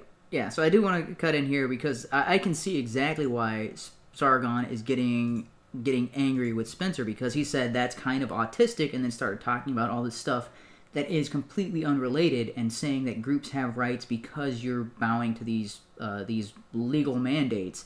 So he mentions you don't actually sign a contract, and yet what he was talking about previously was the social contract, which is the idea in which you were talking about, like when you join a business, you're saying, okay, I agree to your terms and conditions, I will work for you for this type of wage, I will do this job for you, you have the right to fire me, as long as I work here, I will not do drugs on the job, I won't go around, pinching people's asses and whatever the mandates are to work at a particular organization. Military is a really good example of this. When I joined the military, I waived some of my rights during my membership in the military. Because when you are in the military, you are not allowed to speak out politically. You are really not allowed to do it in uniform. If you do it in uniform, you could suffer going to jail. Like, I'm wearing a uniform, exercising free speech can subject you to a court-martial and jail time. That is not the case when you're not a military member. That is something specific to the military. So I waived some of my rights to the freedom of speech in order to join the military. And while I was in, some of the contract changed, but nothing that I outright disagreed with at the time. Although it got to the point where it's like, okay, I now that I've got a better understanding of how this all works, I have to step aside. I can't sign up for another 4 years or 8 years. So I did leave. And when I left, guess what? The freedom of speech that I couldn't exercise as freely as I wanted to in the military, I now get back. I didn't lose that permanently. And I entered the military voluntarily. The rules of the United States federal government, there is no place where I said, okay, I accept all of your laws and all of your rules, and I sign the line. That never happened. I was just born into it, and I'm so used to the system, and when I got old enough to actually think about what it was, by then it's too late. The only way out of the system is to move to another country, which, considering there's not a better alternative, I just have to live with the rules that are in the federal government as is and hope that they can change to be more along the lines of what I think is an ideal. Because right now, it's the best of what I think is a bad situation. Like, I don't think that there is any country that is better than the U.S., but I still think the U.S. is doing a lot of things that are terrible when it comes to individual liberties and our natural rights. I think the government does restrict some of our natural rights. So I have to talk about what natural rights are, right? This is the founding of the U.S., and you read the actual Declaration of Independence, the writings of Thomas Jefferson, the writings of a lot of the Founding Fathers and the Federalist and Anti-Federalist papers when they're talking about natural rights. And it's based off of the Enlightenment period and writers like John Locke, which Richard Spencer later criticizes for whatever reason. So John Locke is saying, we know that people behave in these certain ways. When the government starts to restrict people, they lash out and rebel. We saw this in the French Revolution, the Magna Carta in England, and the Declaration of Independence in the United States. People don't like these situations, and if it gets too much, they throw off the rulership of that authority. That's the natural tendency for humans throughout history. This is the entire reason you have civil wars. Is the people inside? This the entire reason you have rebellions and civil wars and military coups. Is the people are like, no, we're done following your orders. We're done abiding by your principles. We want out of it. That's a natural tendency of people, which leads us to think people naturally want to be free. And you have to think about, why do people naturally want to be free? Because there's the idea that I own myself and my future should be of my own making. And if somebody else is telling me what to do, that's a problem, and I'm going to, if I can, overthrow that person who is imprisoning me, enslaving me. Or this is the other thing, that slaves running away from their masters in the U.S. happened all the time, or happened a lot. I mean, maybe not all the time, but it was frequent enough that people know about it. I mean, there's the whole Underground Railroad, which is slaves escaping to their freedom. If people did not naturally want to be free, that would not happen. So because people naturally want to be free to control their own lives, it seems obvious, or it seems self-evident, that people don't naturally adhere to enslavement. People don't naturally abide by following someone else's orders. People want to control the outcome of their lives. People own themselves. They aren't owned by other people. They aren't owned by a collective. And this leads you down a line of thinking, okay, people own themselves, so nobody has the right to kill anybody else, because I own myself. If you kill me, that's violating my right to self-ownership, which we figured out was pretty self-inherent, because humans continually do this, regardless of how many restrictions, or regardless of what the king says or what the religious rulers tell them. People rebel. People behave according to their own desires. They act as if they are in complete control of their life. And because people do that, you can't always, If that wasn't an inherent property, you could subdue everyone. One person would be in charge and everyone would blindly follow them. But that isn't the case. That has never been the case throughout human history. So Correct. people also instinctually will take action to preserve their life. Yes. If their life is threatened or in danger, they will do something to protect that life if they have the opportunity. Yes. So If they're available to do self-ownership, self-ownership, right to life. Okay. Well, what's another part of that is the freedom of speech, because without the freedom of speech, you can't determine your own life, because your speech is controlled by another person, which if you don't control your own speech, you don't control your ideas. This is something Jordan Peterson was just talking about on Kathy Noonan, I forget her name, the Channel 4 thing, where she was talking about what gives you the your right to speak freely. What makes that more important than your right, than their right not to be offended? Not be offended. Yeah. Yeah. He's like, that's not even a right. Well, yeah, that's not a right. I'm offended. I've been offended a lot of this conversation, but yeah, that's because the idea of speech is expressing your ideas, and if you cannot do that, then you can't think clearly. You cannot have your ideas checked. You will just keep them in your head and act on them without having other people criticize them. Because you need to, hey, this is what I'm thinking, and if other people are like, yeah, that's exactly what I'm thinking, I'm right on board, okay. Then you're like, okay, I was thinking correctly, everybody else is kind of in agreement, this is correct. But if you say something, and other people are like, whoa, what the, did you seriously, dude? Did you just say that? And you're like, uh-oh, maybe I didn't think this through. Maybe my idea wasn't correct. But if you don't say anything, and you're not allowed to say anything, that idea is going to stay.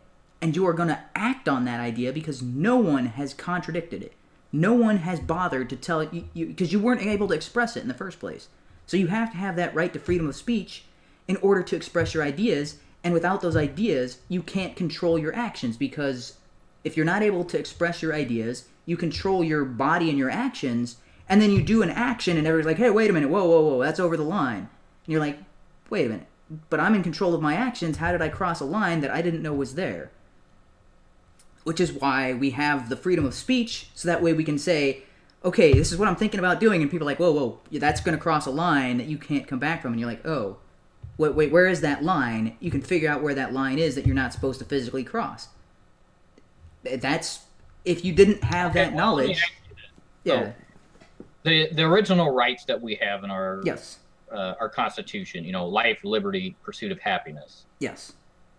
So life and liberty, we've already kind of discussed, and Yeah. it's just that natural instinct to be free, to control yourself Yes. without somebody controlling you.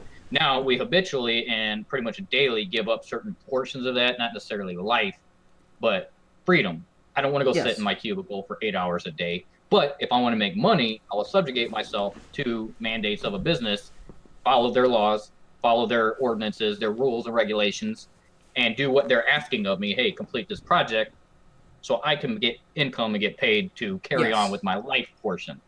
Yeah, the So difference that all is you makes get to sense, and I choose think- that. Yes, it's all voluntary. Here in the U.S., Yeah. it's all voluntary. So I get that point, and that all makes sense as being a natural right. Lastly, I could see freedom of speech as being a natural right, because Mhm. humans are the only ones capable of speech on this entire Yeah. planet. Yeah, birds can mimic things, but that's just because we've taught them to mimic sounds. Mm-hmm. Animals don't communicate with speech like humans do. We have the mental Yes. capacity for it. You're born with it, unless there's some sort of deformity with your larynx or your vocal cords and stuff. But just in general, on the entire planet, all nations, all countries, all people communicate via speech and their body Yes. language, so to speak.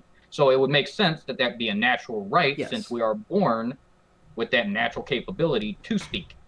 Now, we still subjugate ourselves to certain restrictions, regulations. If we're at a funeral, Mm-hmm. you just don't come out and blur out whatever you want out of respect. So due to that respect for the deceased, you will cease your speech, or if there's a moment of silence to commemorate a fallen hero or a whatever. Yes.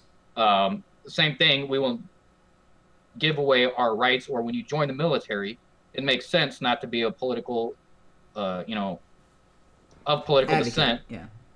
or trying to basically scatter the uniformity of the military. They can't have people tearing different factions, units, squadrons, stuff apart, because the whole goal and point of the military Is a is to combined act unit. as Yeah. one, to be a Yeah. combined, unified force. So you keep your political stuff in your own head. Yes. That way, you voluntarily give that up and say, I understand the reason I am giving up my free speech in this area. It doesn't mean you can't tell your commander, hey, this is happening. You know, my commanding officer is harassing me and has occasionally threatened my life. You can still have that free speech Yes. and bring that up to higher ups and protect yourself. So Yeah. you're not giving up all free speech, but you're voluntarily giving up certain ones in consideration and understanding of the reasoning behind it. So it makes Yes. sense that that's a natural right. And But- the other thing is the knowledge that it's temporary. It is not a permanent revocation of your rights. Correct. So is there anything other than that you would consider a natural right? Okay. So I think what? people have a natural right to reproduce. Yeah. So natural right is Anything that- anything that you can do that does not stop anyone else from doing that exact same thing. The right to Okay, life. yeah, that would make sense. Yeah. So these are what are being called negative rights, right? A positive right requires someone else to do something for me. Negative rights are anything that I can do, and it doesn't affect anybody else, or it doesn't stop anybody else from doing it. Like my right to life does not stop your right to life, right? We can all, every human on the planet can have the right to life, and that doesn't kill anybody. Okay, so then we have the right to life. We can all have the right to pursue our own happiness, or this is sometimes referred to as self-ownership, right? The right to self-ownership. I can own myself, you can own yourself, she can own herself, everybody in the world can own themselves. That does not stop any one of us from not owning themselves. Okay, then we all have that right. I have the right to freedom of speech, because my freedom of speech doesn't take away your freedom of speech, doesn't take away Spencer's freedom of speech, doesn't take away anyone else's freedom of speech. Okay, then we all have that right. We all have the right to own property, right? So it's...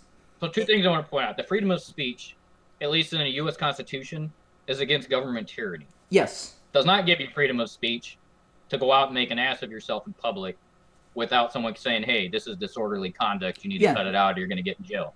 That's not covered. It does also not cover people trying to give presentations in colleges and you interrupt them. Yeah. Someone coming up and interrupting them and, hey, you're violating my freedom of speech. They're completely off on that. That's not even mentioned in the Second Amendment. Yeah, so there is a natural right, and your natural right should be protected. Yes. But there are certain reasons to forego or hold off on what would be your natural right voluntarily. So I understand that. And so that is a combination of two different rights: the right to freedom of speech and the right of freedom of association. And so this is something they bring up is like, you have the right to freedom of speech, you do not have the right to a platform. But if somebody's willing to give you a platform for speech, you cannot interrupt that. If I say I want to speak my mind, and YouTube is like, okay, we want to give you a platform to speak your mind, which is what we're doing right now. If we're both in agreement on that, somebody else can't step in and say, no, YouTube has no right to break up their agreement. Yes. Because they are not involved. Yeah, somebody else can't step into this stream and say, I'm now in control, you guys don't get to talk, I'm in control of this stream. YouTube is wrong, you're wrong, and I get to say whatever I want, which is what these protesters are doing. They're acting as if they are superior. Just to kind of simplify this and continue on with the current subject at hand. Basically, natural rights are what you're naturally born with, what people already aspire to and do on their own without any sort of government. Yeah. Period. It's what people already do just being born. Yes. So when you're born, you're alive. You breathe. Your body functions. You need food, sustenance to survive, and to do that, you'll find a job, or you'll grow food, or you'll do whatever you need to survive, and you can do that as long as you're not infringing on other people that have the exact same natural rights. Yes. So that is understandable. Other than that, everything is a contractual agreement between individuals. Yes. And other parties do not have the right to come in and intervene. Now, Yeah. the only time this seems to conflict with natural rights is when there's government intervention, which is what Sargon was kind of alluding to here. Is he was born into this governmental system. He's born in the UK. We're born in the US. We never agreed to a contract. I never signed a Declaration of Independence. But being born here, to be part of this country, I have to give up certain rights. But it also does not necessarily mean that I agree with everything that is happening. I don't agree with personal income tax. Sales tax, I can kind of agree with. That's a whole different subject. But doesn't necessarily mean I agree with everything, but due to the nature of government, there's not really anything you can do that against that other than paying additional fines and going to prison. So it becomes a detriment to yourself to not follow along Yes. with what has been said, even if you don't agree. In Whereas the same way collectivism, that you still voluntarily disobeying agree. So just because you're born black doesn't mean you're part of the black community, as it likes to be presented by the left.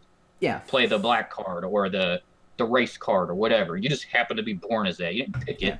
Yeah. So you still voluntarily choose, do I want to act like a Black Lives Matter clown or do I want to act like just a regular U.S. citizen? Okay. That is the collectivism you voluntarily get into. So, yes. Again, just kind of want to shorten our diatribes here. I got Just get back one onto last the main. thing. So I think me and the libertarian ideology, or at least the voluntary capitalist ideology, declares that the only actual rights have to be negative rights, because the right to life would be considered a negative right. Positive right would be forcing someone else Yes. to do something to benefit you. Yes. So because if you feel that it's a right that should never happen. the right to life as a positive right would be, if I am dying, someone has to make sure that I live. That would be a positive right. That is not the case. The case is nobody can take my life without my permission, but that does not mean that somebody else has to make sure that I continue living. Like this Correct. is so that is, If I'm and that's starving, I should do something to rectify the situation. yeah. And I just want to not mention that forcing other because people to do Spencer is of the idea that people have the right to health care. Well, in order for people to have the right to health care, somebody has to else provide that. Somebody has to forced be the to pay doctor. for it, Somebody has to be the nurse. Somebody has to provide the prescriptions. Somebody has to do the surgery. That can't be a right, because that's not something that everybody can have equally, and it also Well, especially forces if- someone to do what they wouldn't otherwise do. Let's say an industry just magically popped up that was very easy, anybody could do it, and it's very lucrative, and it's desirable by most people. So many of our doctors, physicians, nurses decide, hey, I'm going to go do that. It pays better, it's funner, I interact with it's more along the lines of what I want rather than a stressful ER environment where I'm getting paid dog crap. I'm going to do that. Now we have no doctors, nurses, ERs, physicians. What right is there? Yes. Other than pointing a gun at somebody's head and say, stitch me up, doc. Yeah. There is no right. So it's a complete misconception, and it's just BS that's been fed into Yes. Western society. Is that right? You have a right to try and to survive. And if you have a health issue, you have the right to seek help for the issue. And Richard Spencer is going to talk That's your about that pursuit a of little life. bit. So because it's this weird mentality that people are taught in schools, and also they're raised to bring up to understand their entire life. It's this, and you kind of mentioned this. I don't know if you did this unintentionally or not, but you were talking about the freedom of speech is the government can't prevent you from speaking. And Correct. That's what people assume, that the government grants us our rights. And this is something Spencer mentions later on in this video. And you're like, that's not the case. We have these rights. And the Bill of Rights is making sure that the government does not stop us from exercising these rights. Correct. That's exactly why I yeah. pointed that out. Yeah. Those were meant to restrict the government. It does not Yes. mean how society at large operates. They don't tell you how to live. They tell the government to let you live. And those are not the source of the rights. The source of those rights Correct. is being a human and being alive in the first place. Correct. Yeah, that's Those rights would exist regardless of the Constitution or not. yes. So and that's They were specifically declared so the government can't come in and override it. But people have it backwards, and they think that rights come from the government, and that's why they get these weird confusions about what rights actually are. Okay, back Correct. to the video. Happy to have a nice, normal conversation. Can you do Okay, I'll tone down the animosity. Yeah, let's just you try obey to summarize. you obey traffic laws, and you pay your taxes. You Yeah, more or this less. is- I would assume you do. You are effectively obeying a group right. I mean, a corporate entity that is the United Kingdom or some province within it has power over you. Yeah, So this whole is there a way to speed group this up a rights little? question is, I think, rather autistic in the sense that it's dissociated from lived reality. In the sense that we want want to. massive sophistry there, Richard. We want to. No, it's not. Yes, it No, I is. have We to want- stop you there, right? Okay. So the state is the political entity under which we are governed. Individual people are governed. Yeah. The purpose Right, of the the state, group. in say Britain, as conceived of by Locke, is the protection of the rights of the individual. As conceived Yes. of by Locke, that state was not invented by Locke. That state has a history far greater than Locke. It's ridiculous. Yeah, this exposes Richard's ideology where he's saying, oh, well, the state is the one where we get our rights from, and, oh, what Locke disagrees with the state, well, then Locke must be wrong. And you're like, no, it's the other way around. Is Locke is talking about, hey, we've observed these things to fundamentally be true. Like stated in the Declaration of Independence, we hold these truths to be self-evident. And Richard Spencer is kind of just steamrolling over that and saying, well, if the government didn't say it was this way, then it must not be that way. By Correct, the same, because they didn't word it that we are giving you the right to life. yeah, We are giving you the right to liberty and the right to pursue happiness. They're saying this is just there, so we're not going to stop it. We can't. We should not stop it. yes, We would not be a complete or a prospering and representative government of our society if we did restrict that.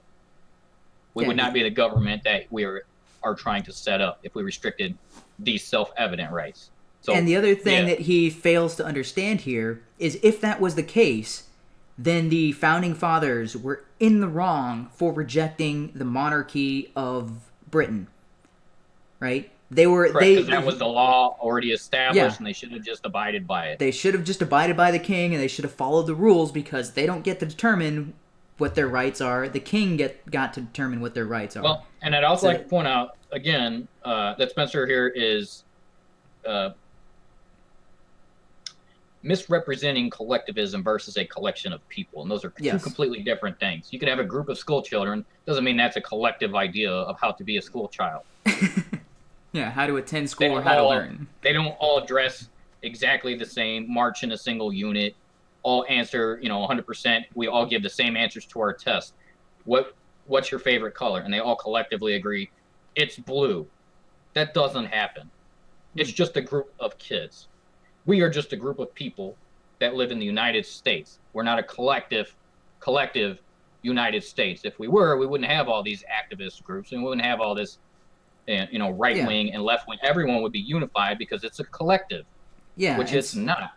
And So so, government which is not a collective, yeah, which is what he keeps stating it is. yeah, what And you're it's not. talking about is a hive mind, right? And that's what collectivists essentially are trying to get us to That's conform what they're to. advocating for. Yes. Yeah, and a hive mind, and you're like, but humans aren't built like that. There's other creatures that act like that. You're talking about like ants or bees, mostly insects that have that hive mind or that unified. We're all going to work for a common purpose, and we're sacrificing ourselves for the good of the group, and that's what collectivists want.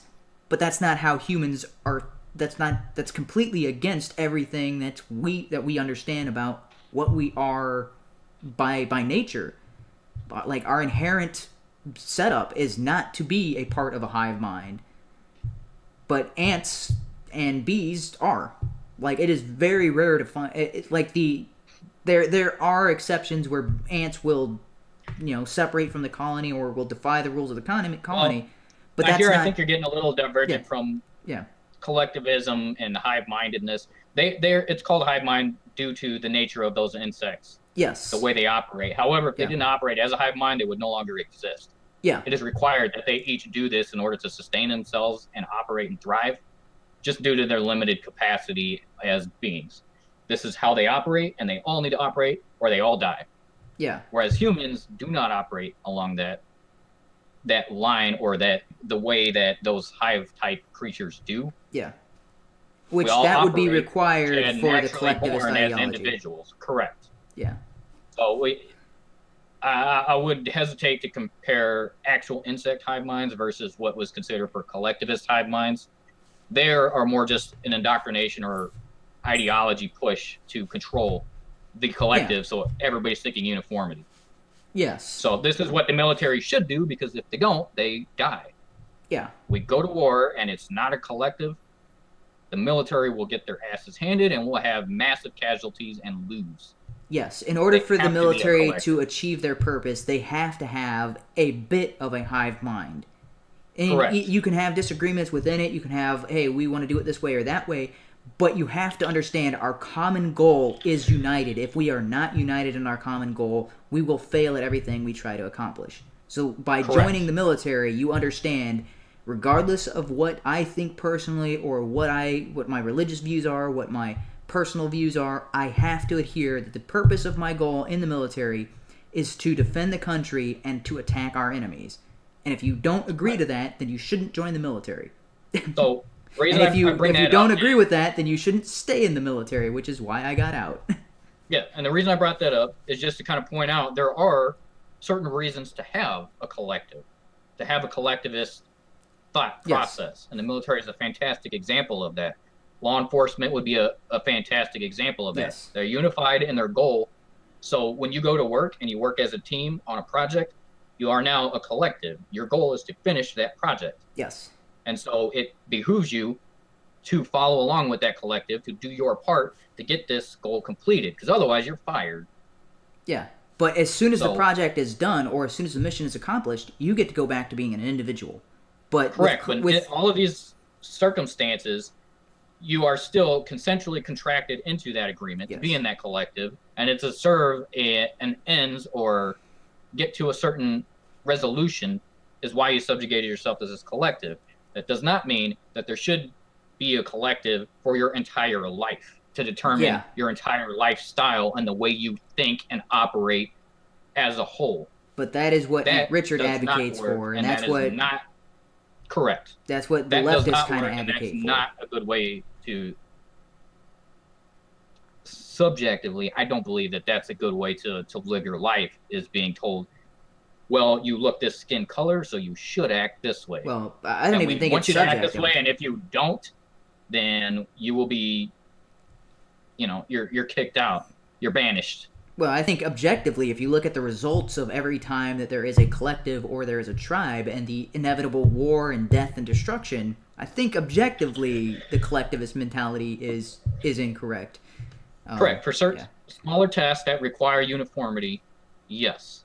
Everything else, no. Yeah. Because then it starts to violate your natural rights to life and liberty.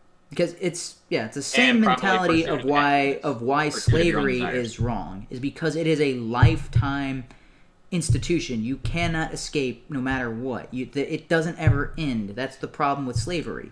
But yet we enter into essentially indentured servitude or temporary slavery at our job, and which is why the Marxists call it, wage slavery. And I'm like, if you look at it like that, yes, technically we are being a slave to our employee or employers, but that's a temporary enslavement. It's not a lifetime sentence. It's not a forever till the day you die and you can't ever escape. But when you're talking about leftist ideology and what communism and Islam and all of these collectivist groups, you are bound for life. And if you try to leave, side tangent. That I think is one of the main differences most people forget when they're comparing religion such as Christianity versus Islamic religion. Mm-hmm. Islamic religion is collectivist. Christianity is not. I mean, it used to be, but it's no longer. With the Catholic Church and the Inquisition and Crusades and stuff like that, you're a heretic if you're out of it, and burn the witch at the stake because she's speaking unearthly things. Yeah, so it used to be, but it has evolved and grown and come to an understanding that it is individuals. Yes. Individually pursue your belief in God, your belief in Jesus, or whatever it is in the Christian faith. So it has become more of an individualistic type organization or concept versus Islamic religion, which is one of the main differences most people do not bring up. Okay. Because everyone can say how free it is, but you have to adhere to that collective thought. So just kind of a side topic. So we are about 10 minutes into this 30-minute video. I'm going to try to do another 5 minutes, and we'll cut it off at the halfway point. And then next week we'll pick up for the next 15 or so minutes. But listen, Locke wrote this, therefore it's true. Okay. This is exactly what I'm saying. No, it's not the case where Locke in an wrote this, therefore it's true. This is true, reality and Locke where you pointed ask it out. moral questions. Like, shall a group have a right over an individual? Oh, isn't this so sweet? So it's he's irrelevant making- because he was- in reality, Yeah. groups He obviously was basically have making rights. an appeal to The authority government fallacy. can arrest me. He was, The government he was taxes saying me. The Sargon government was forces making an me to appeal do to all sorts of authority things. fallacy. The United But Kingdom the distinct prevents me group, from Richard. entering the country. Obviously, corporate entities have rights. Your family has a certain hold over you. What your I don't know anything Corporate about you entities personally. have rights What because your they're made up of father individuals. says to you Which has is what more the, weight than what a complete stranger, what I might what's that say called? to you. And so I should make Obviously, moral groups arguments? have rights. You need to think about these things existentially and phenomenologically. That is, in terms of lived reality. You want to play these liberal games of like, well, Locke said the government was this. Well, Jefferson said that. All right, I just want to. What was the name of that case where it was the corporations have rights? What was it called? Because They had the right to exist as a corporation. No, it's That would be the about corporations now have the Supreme Court declared that corporations have their same rights as if they were an individual, and that's because they're a collective of individuals. They are a group of individuals united with a certain purpose, and if that wasn't the case, then individuals would lose rights the more they join together. And we're like, well, that's stupid. We'll just do everything separately, and nobody loses rights. But it was I forget what the name of that is. You know what I'm talking about? Citizens United. It was a Citizens United case where the Supreme Court declared, yeah, just because you join together doesn't mean you lose rights. The same rights you have as an individual, you have as a group working together. So that's what Citizens United represented, and he's talking about, oh yeah, of course a group has rights, and I'm like, the group has rights because the individuals that make it up have rights. And that's the same reason why we're a republic. By the people, for the people. The only reason the government has rights is because the people that make it up have rights. All right. Okay. So I don't want to spend too much time on a few that, other but- points that he mentioned yeah, here when he brought in family. So yeah, family can be thought of as somewhat of a collective, Yes. but it's generally the parents make the decisions, the kids follow. Yeah. Not so much a. Well, the other thing is you can leave. If a family, which they do in other countries, if a father offered a dowry and basically signed his daughter over to another family and said when she's older she's going to marry your son, right? An arranged marriage. Yeah. In this society, that's looked down upon, Yes. unless both parties are consenting. The son and the daughter say, "Yeah, she's perfect for me," and she says, "Yeah, he's the guy I want." Then they can get married of their own accord. So is he saying that if the family is a collective, that if as a whole, those in charge of the collective or those making the primary decisions should be able to make decisions like that? Your family should be able to tell you this, and because you're part of their collective, you listen? No. Your family tells you stuff because they love you, but you have the option of whether you listen or not, whether you talk to your brother, your sister, your mom, and your dad. There's families who haven't talked for years because they disagree. Yeah, and I mean, Does that collective break? Is it a permanent collective? No, it's all still voluntary. Yeah. Well, the other thing is there's family feuds, and there's also husbands who beat their wives. According to Richard Spencer, that's a family unit, and that wife is subject to the family, and It's a collective. She signed into that. Now she's obligated to be whatever the outcome of that collective is, the decisions they're in. Yeah, children have the right to what's that called? Divorce their parents. Like if you take your case to court and you're like, hey, my parents aren't acting in my best interest. I'm only 14, but hey, I can get divorced from my parents, and now I could go off and live independently. It's extremely that's the main difficult to point do. that I'm getting with Richard Spencer is the only collective that we do not have as optional is our government body. Yes, which I don't think is to that governmental infrastructure. We risk prison time. We risk fines. We risk community service or servitude or whatever because we haven't listened to particular regulations and statutes given by that government. So it's not really optional. And I want it to be optional. I want it to, like, hey, if I don't abide by certain things, I don't have to abide by them. I want a government a la carte. That sounds like ideal to me. It's like, hey, you can have whatever you want. It's like, hey, if you want to participate in those government programs, go ahead. I don't want to participate in those government programs. How do I opt out of those specific things and only adhere I would say to the something ones more I like if a state takes some of their funding and puts it towards a federal military, then if there's a chance of invasion, the military will come protect them. If you haven't opted in, then hey, we don't have the resources to protect you. You haven't given us anything. Okay. You opted out of that. So yeah. All right. If we got time, Okay. we can continue. Just reading over the comments real fast.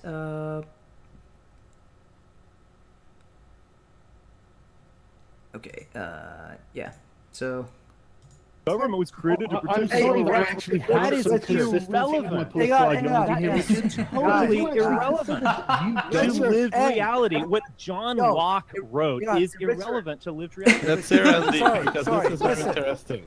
We'll get back to Holy it. crap, This is very dude. interesting, but let's hear Andy. I just want to. I want Sargon a fair chance to respond. Yeah. 'Cause- Sure. Tell me about the lived reality of being a white person. I'm really curious about your conception of white identitarianism. We can get to that, but do you want to respond to what I just said? Yeah. Well, honestly, it's- Richard, I kind of tuned out halfway because you were because just you were going talking and about going how and going. John Locke doesn't have After the cons- authority. That's and your like, problem, That's Sargon. that's not what No, Sargon yeah, was saying. I- man. it is You entirely lack the my attention problem. to follow what I'm saying. I would assume that most of our thousands of listeners actually followed exactly what I said. Oh, what a I- pretentious can asshole. you- I was trying to respond to you, but you just kept going. Yeah. Hey, Spencer, can you summarize what you asked him? Sargon is asking these autistic moral questions. All right, Ultimately, I'm gonna speed up a little bit. obey the government of the United Kingdom. Skip the little head. So there, do I but- obey my government. I ultimately obey your government. Your family has a certain right. It has a certain power over you that strangers don't. This is lived reality, and we can actually learn much more from thinking phenomenologically in this sense, or existentially, than we can from saying something like, well, John Locke said the purpose of government is this. What you are proposing is a Complete system sophistry that on his necessarily subordinates the individual to the wills of the group, and therefore Yes. the individual's rights will always come second to what you have Which is conceived exactly of the as problem. group rights. So I think Sargon did an excellent point Follow me. What are we in talking? Are you in ever pointing going out to that address problem. You what do I not just follow said? what I'm saying. I follow what you're saying. You're not I know that- addressing No, you're what not. I just put Richard, you're forward not because you following don't what want he's to saying, talk because about you that. just addressed what you were But talking I'm about. asking you if you follow what I've just said there. Do you follow it? Yes or no? I more or less follow this kind of cartoon version of what you think I believe. Yes.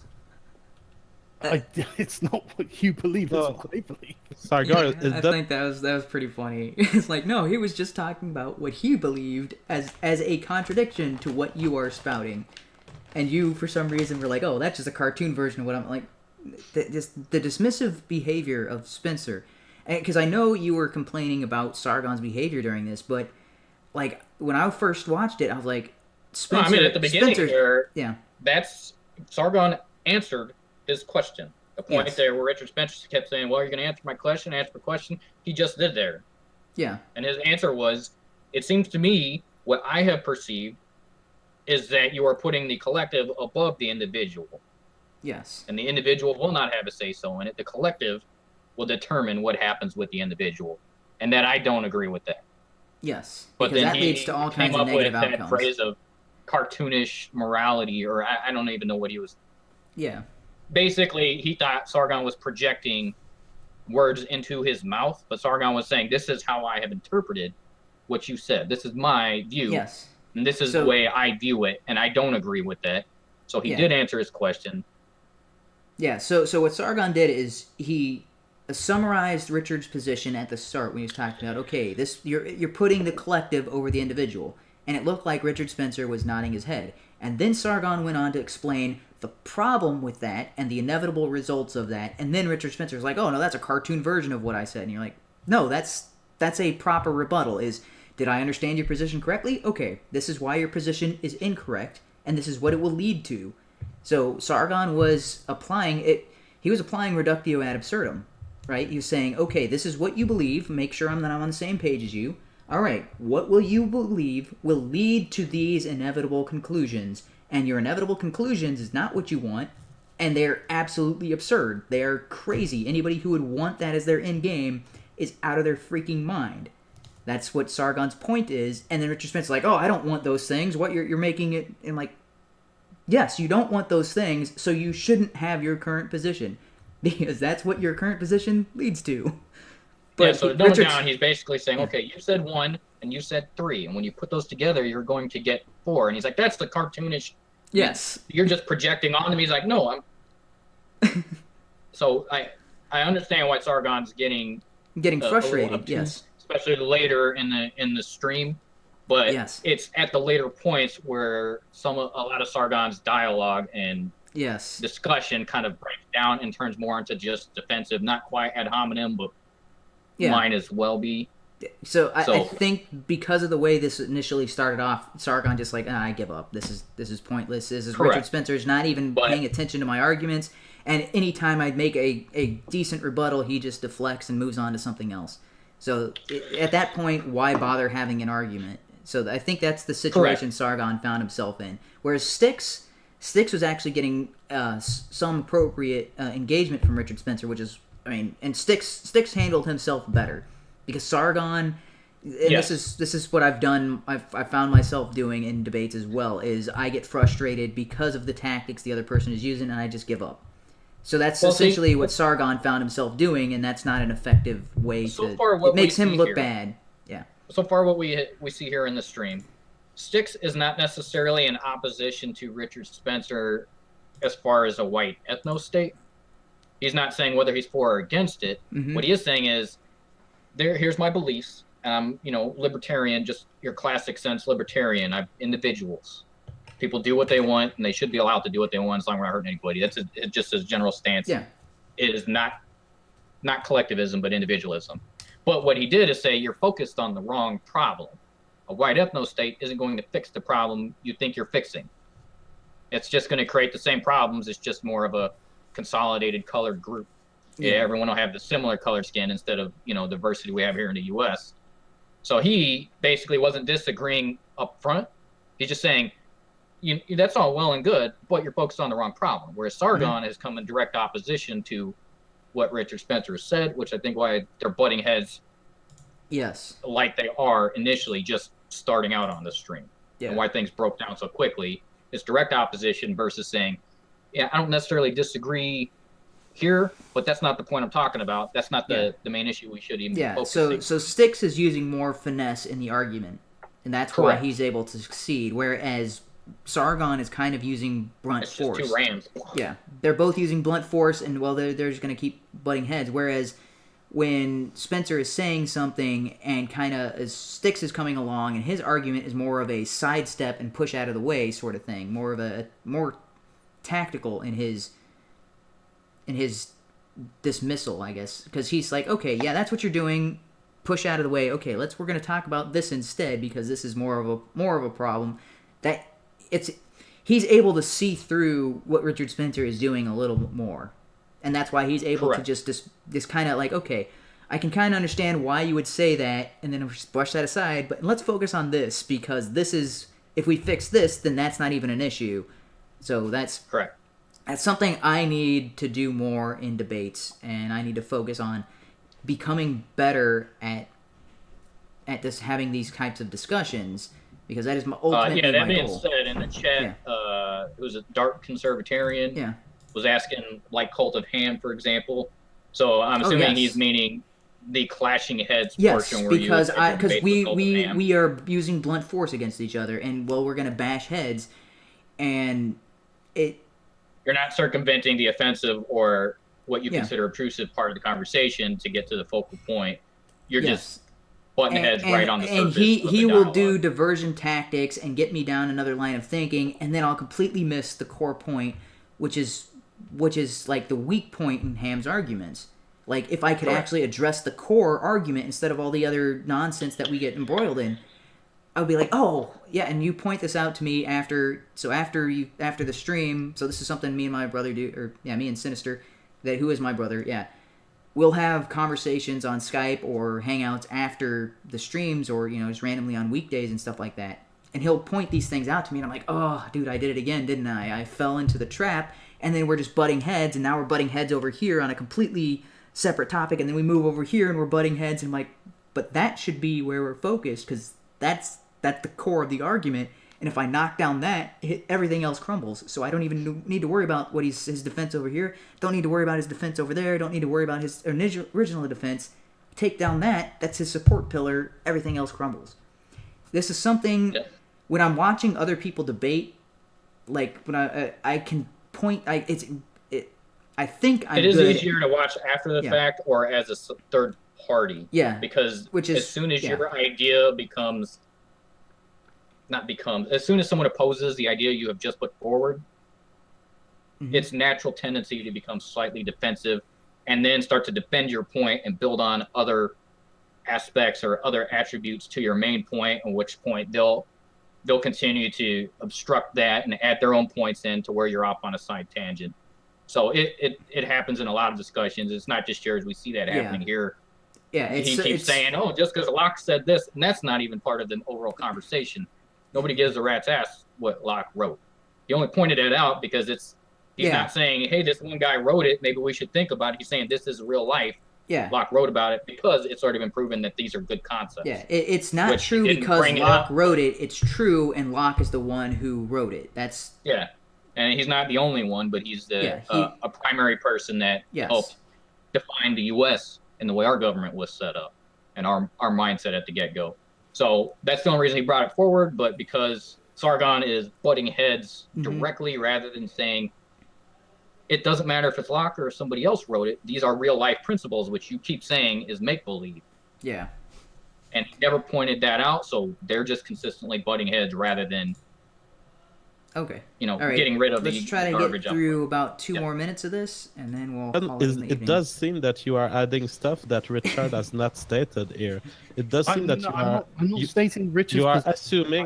I'm stating what I think happens in reality, that Richard seems to be conveniently ignoring. Well, it's not the case that because you are part of a group and you would think of that group, for example, if you're part of a corporation, you can recognize that this corporation has rights. It could be represented in courts, for example. Yeah, that wouldn't mean that the corporation would subordinate all of the individuals composing it. It wouldn't be a subordination necessarily. It could be a voluntary adhesion. Could be, but it will necessarily, in a number of the cases, be domineering. I mean, has there ever been shut a up purely for 5 voluntarily? Hang on. Let Sargon have a chance to Good respond. God. Thanks. Go ahead, Sargon. A corporation, and then Styx will talk right after that. A corporation does not have the legitimacy to violate an individual's rights. Yes. Because the corporation's rights do not supersede the rights of the individuals that make it up. And we all agree that that's how we should have a government working. Like, that's how society should work. Because if you don't agree with that, then what you're saying is it's okay for a group to violate the rights of other people, like the individual, for its own purposes. You're not living in what state are you describing? Because you are not describing the United Kingdom, which goes to war, which arrests people, violates their rights left and right, goes to war. From a spiritual position. Use logic. You're talking from a abstract liberal position, and I am pointing out how vacuous this ultimately is. You don't describe any state or organization that has ever existed. Has there ever been a purely voluntary political order in world history? I'm not even talking about things that are purely... Okay. Yeah, so I'm going to stop it right there at 15:15. Yep. So, yeah. So that is... He's pointing out exactly the problem, and I think this was a very good position made by Sargon, and Richard Spencer is completely dismissing it. It's like, oh, well, that's never happened, so therefore what you're talking about is silly and it's fairy tales. And I'm like, well, he's pointing out what needs to happen is we need to have a government that does not infringe upon the rights of the citizens because it can't, because the government is made up by the individuals. It is individuals coming together to enforce certain standards. And those standards cannot exceed what the individuals could do on their own. Like, it's not like, so if I'm by myself, I don't have the right to steal, I don't have the right to take your money to spend it on whatever I want. That would be stealing. If there's 10 people who want to take your money and go spend it on something, we don't have that right. If there's 100 people, we don't have the right to spend your money as we want. If there's 1,000 people, we don't have the right to spend your money the way we want it. There is no, once we reach 320 million people, then we get the right to spend your money on the war, or we get to spend your money on healthcare, or we get to spend your money on social services. And like, at what point does the group get these magical extra permissions that the individuals don't have? And this is the libertarian argument. It's like, You just keep adding people to this group, and for some reason, once you get the 320 million people and you call yourself a federal government, or the citizens of the United States and have a federal government, for some reason, then it's okay for that group to determine how you spend your money. That doesn't make any sense, because if you scale it back, at what point does that permission, that extra little bit, come in? It doesn't. Well, so here's a kind of absurdity on that, and what they were just talking about. So JF brought up again the point of collectivism, and how his example, or collectivist example, would be a corporation, and how it doesn't supersede the rights of the individual. And so Sargon was kind of agreeing with that and kind of enforcing that idea that, that's a collective, but the individual's rights supersede that collective. It's not the other way around. And then Richard Spencer tried to apply that same concept or ideology to current governments, which does not apply, because the U.S. started, and that was the attempt, was to keep it that where the citizens are here and the government is over here to help, to supplement. Now government is here and everybody else is underneath. And that's not the way it was originally structured or intended. In fact, that's why some of the 13 colonies were a little hesitant to even join into this union. Yeah. Not everybody clapped their hands and said, "This is fantastic, U.S., go ahead." A lot of them had doubts because of what we're currently dealing with. They didn't want to go to another patriarchy or monarchy or people telling them what to do. They wanted to be free. They wanted to farm. They wanted to invent. They wanted to travel. They wanted to, raise their families and live life like they wanted. So they were a little bit hesitant to join into another union and have people dictating what can and cannot be done. So what Richard Spencer is doing is trying to apply that concept that is proven, is real life, where corporations' rights do not supersede an individual's. That's how all businesses work. Yeah, they couldn't succeed otherwise. Yeah, at least in Western society. There's sweatshops and crap elsewhere. Yes. But I think we can all safely agree that that's not the best way to handle things, and they shouldn't really be proceeding like that. Yeah. And in the U.S., when a company does overstep their bounds and injure individuals or violate individual rights, they get sued. They get sued by like what James Damore is doing right now to Google, and what the female employees are doing right now to Google. They're suing, and I think James Damore is definitely going to win. And I am. Oh yeah. I mean, dude, he got fired off of no ground. He offered no opposition to what they were doing. He was trying to say, this is how we can make employment better and more diverse. Did you see? Oh, you're fired. You hate women.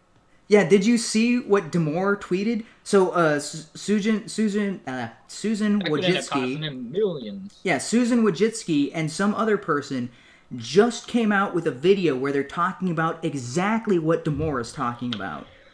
Exactly, and he quoted it, and he's got it in his tweet, and he posted that on Twitter. It's like, so what you're saying is, and then he quoted exactly what they're saying, and it's like, that sounds very familiar. Somebody at Google just recently said that, didn't they? Is she the diversity lead? No, Susan Wojcicki is the CEO of YouTube. Oh, okay, that's what the name. The one who was like, "Oh, I hear that you guys are having a terrible time with YouTube and with the adpocalypse, so I'm gonna start my own channel." How does that help anything? Yeah. And then I'm gonna put pseudo celebrities, and I'm gonna put The Rock in there because he's a YouTube star, right? And a bunch of people nobody's ever heard of. So she's that lady, and there's a video and written words where they are mirroring the exact talking points of Damore. It's not. They didn't directly quote what was in his memo. They said something that is it's exactly the same but in different words, and he's like, "Yeah, that's what I was saying in my memo." It was something about how women. What is happening is they were more offended at the fact that a guy said it, whereas if a woman says it, that's a great idea. Yeah, and because if he can prove that that's what's actually going on, that is sexist, and he got fired based off of his sex. Yeah, which is illegal. Yeah, makes affirmative action. Yeah, so the fact that they had said that after he was fired, and it mirrored exactly what he was fired for saying, and they're not getting fired, that's like the nail in the coffin for the Damore case. It is like if he loses, because they can't say the opposite of what he said, Yeah, because that wouldn't be that true. would actually be a bad thing. That would be inaccurate. It would be untrue, and it would not be in the pursuit of actual talent and trying to pursue diversity. It would be extremely restrictive, saying women have to do this and men have to do these jobs. That's counter-progressive. It's counter what they actually stood for. So they can't argue against what he said because he wasn't actually arguing against them. No. So all they can do is try and rephrase or slightly modify or, rehash what he said and say, hey, this is our idea. But it also confirms that he was not wrong in the first place and was therefore fired.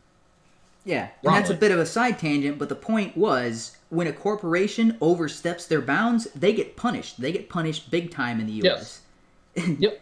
So in that current discussion with Sargon and Richard, what I see here is Sargon is addressing the direct point that JF made about the corporation. He's just explaining that's correct. That's a collective, but the individual has rights over the collective. There's no point where a company has rights over that individual. They do not supersede.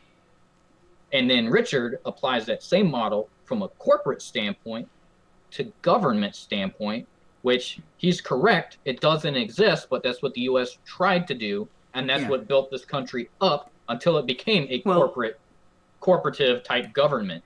And the funny thing is, he's saying, oh, the government doesn't do this right now, therefore you are wrong, is basically his argument against Sargon, and yet he opposes to things that the government currently does. Right? That's his position, is like, the government's currently doing this, it shouldn't do that. And Sargon's every time he mentions that Sargon's off in, make-believe land, Sargon actually just presented what happens in real life. And Richard Spencer's the one that applied it to things that are no longer in effect, but actually should be and should be done this way, and what we attempted to start.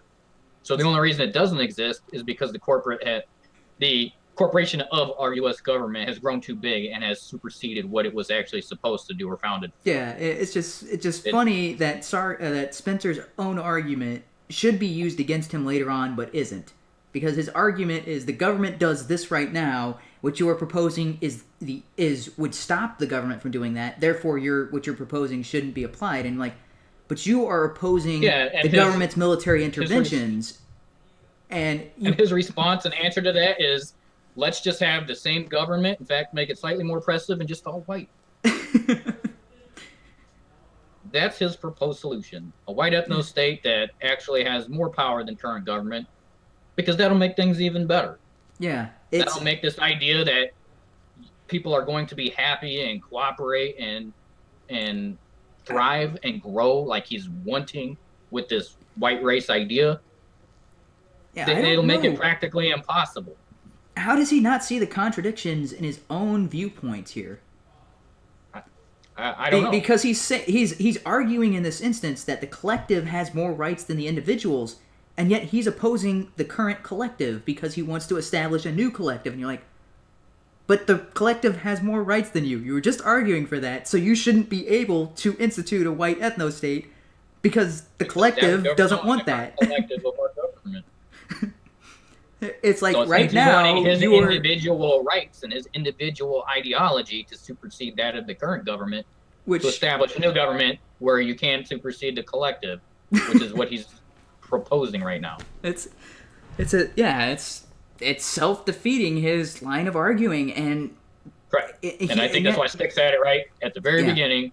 All these different governmental types and your collectives is not the problem. Those are just side effects. Those are we need to focus on the real problem, and you're kind of dancing around it. This won't actually solve anything. Yeah, so what Sargon and Spencer kept doing was kind of like circling around each other, and Styx just kind of drove through like in a straight line. I think Styx did an amazing job of keeping consistent and focusing on those core issues.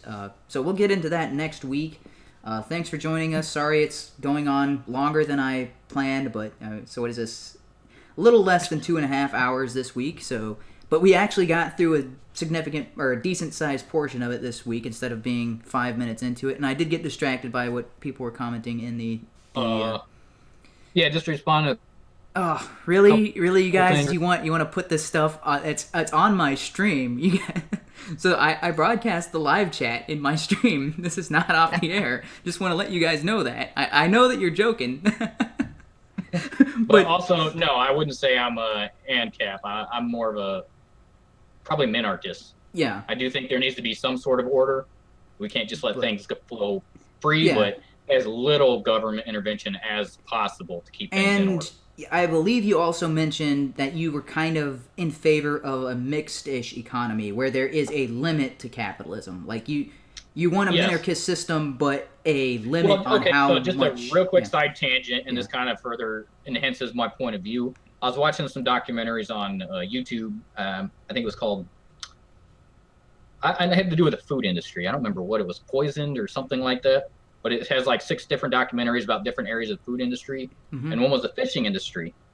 And East Coast was very heavy into that, but was just straight capitalism. Basically, any business owner would go out, join a fishing crew, save up money, buy a boat, and the fishing industry started exploding to the point where the fishing population had decreased to where almost to the point of extinction on certain breeds of fish.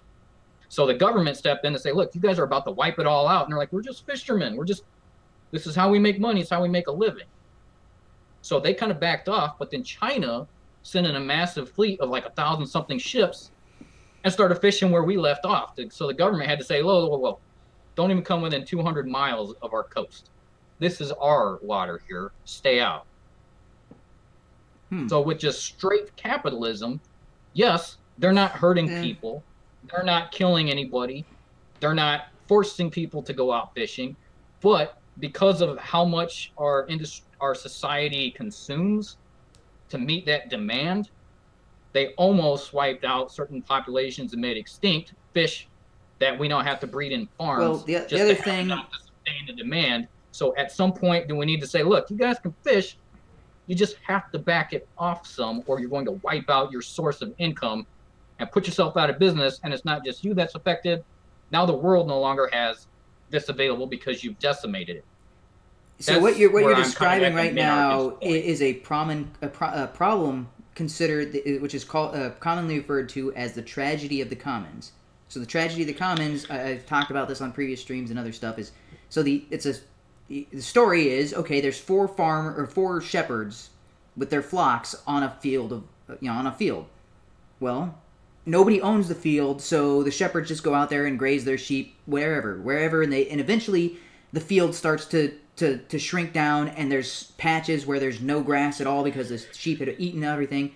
So the solution to this is to divide the field into 4 separate sections and to give each shepherd their own separate section.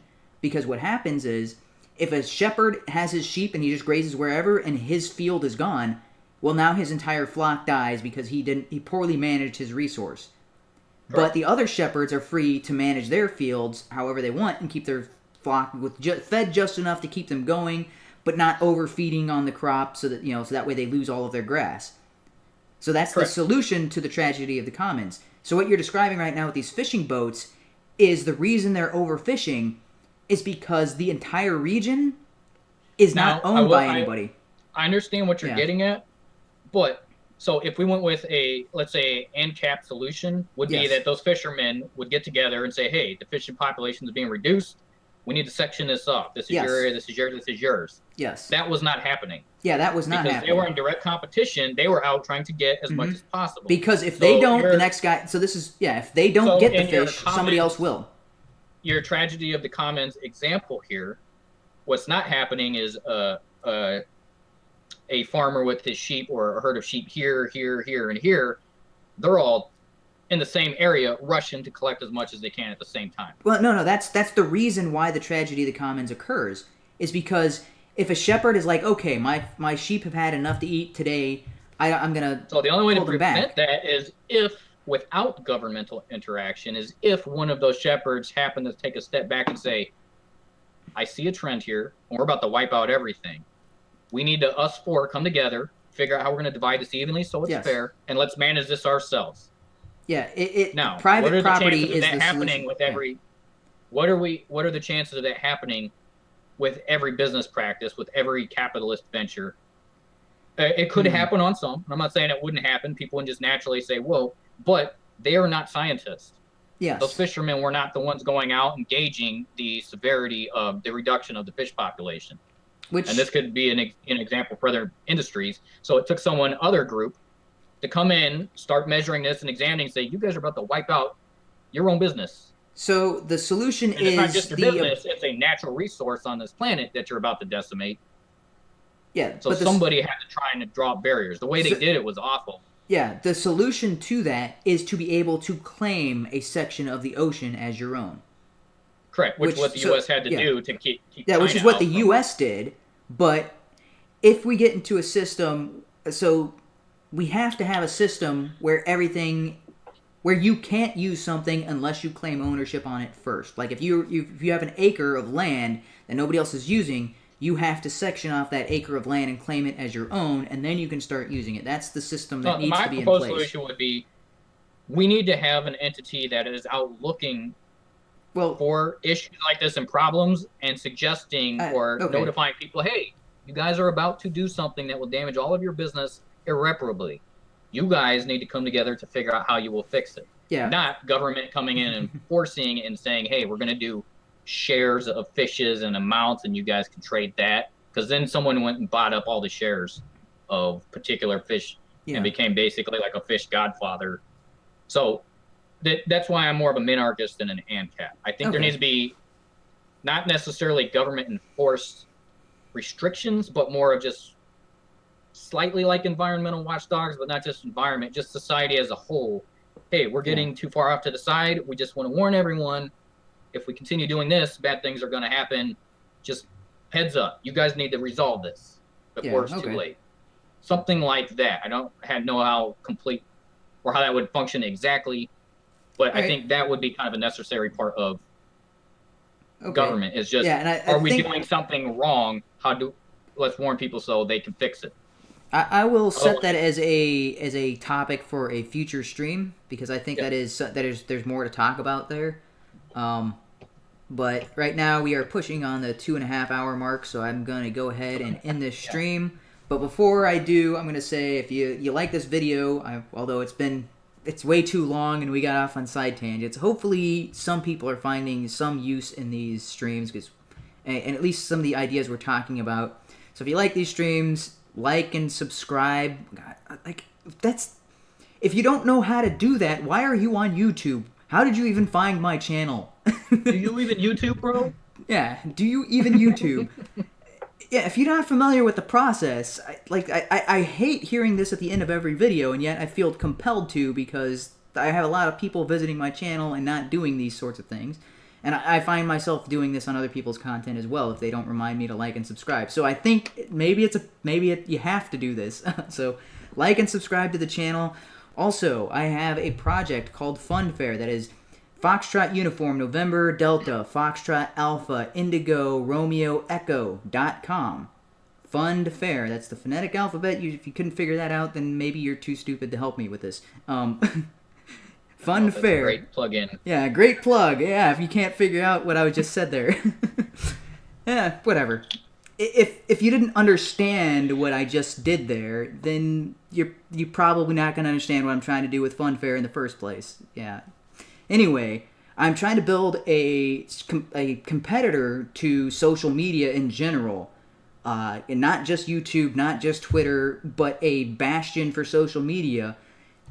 And also, it's going to have a system that allows you to generate money just by watching content, just by participating, by commenting, by liking. Just being on the platform, you have a chance to make money. That's something that no other platform that I know of offers. And that's something that is very unique, and it's only possible with my system. So if you think that sounds cool, if you like a free speech platform, if you like being able to send money cheaply, because that's something I'm offering that no one else is really doing, is, hey, I'm already half the cost of most other providers. If that all sounds good, check out Funfair. Help me out with my GoFundMe project, or check it out on Indiegogo. See if you can contribute. Help me with this. And if you're a programmer, contact me directly. I've got my email on my channel and also on the Funfair page itself. or just send something in the comments and we'll work something out. Talk to me about this because I need other people to help me, not only for helping me resolve issues and stuff like that, but I also want to eventually hire a team to help me build this project to its full extent. So if you are a computer programmer, you have any area of expertise in video compression or with distributed ledgers or with distributed databases in general, come pick my brain or come help me refine my idea, because I want this to be a successful platform that everybody can use. And the more people that are helping me, the better it's going to be. If it's all me by myself, I can only do so much, right? This is what we talked about earlier. Circling it back is like, yeah, I can only do so much by myself, but if I have other people contributing and helping me, the project can be much better than what I could end up doing on my own, or what even the two of us separately could do. It's only by combining our forces on this that we can produce a really successful, amazing project, which that's what I'm hoping to do. Right now, the tentative launch date for the beta is May 1st. So be on the lookout for that. And if you know anybody in the industry, if you know anybody as a programmer, if you know anybody who has a lot of money and is looking for to invest, send them my way. Because I think that this could be huge and has the potential to upset the entire market. So thanks for your time, and I'm going to go ahead and close the stream, and I will Yeah, 2 hours and 30 minutes exactly. All right. All right, night, everybody.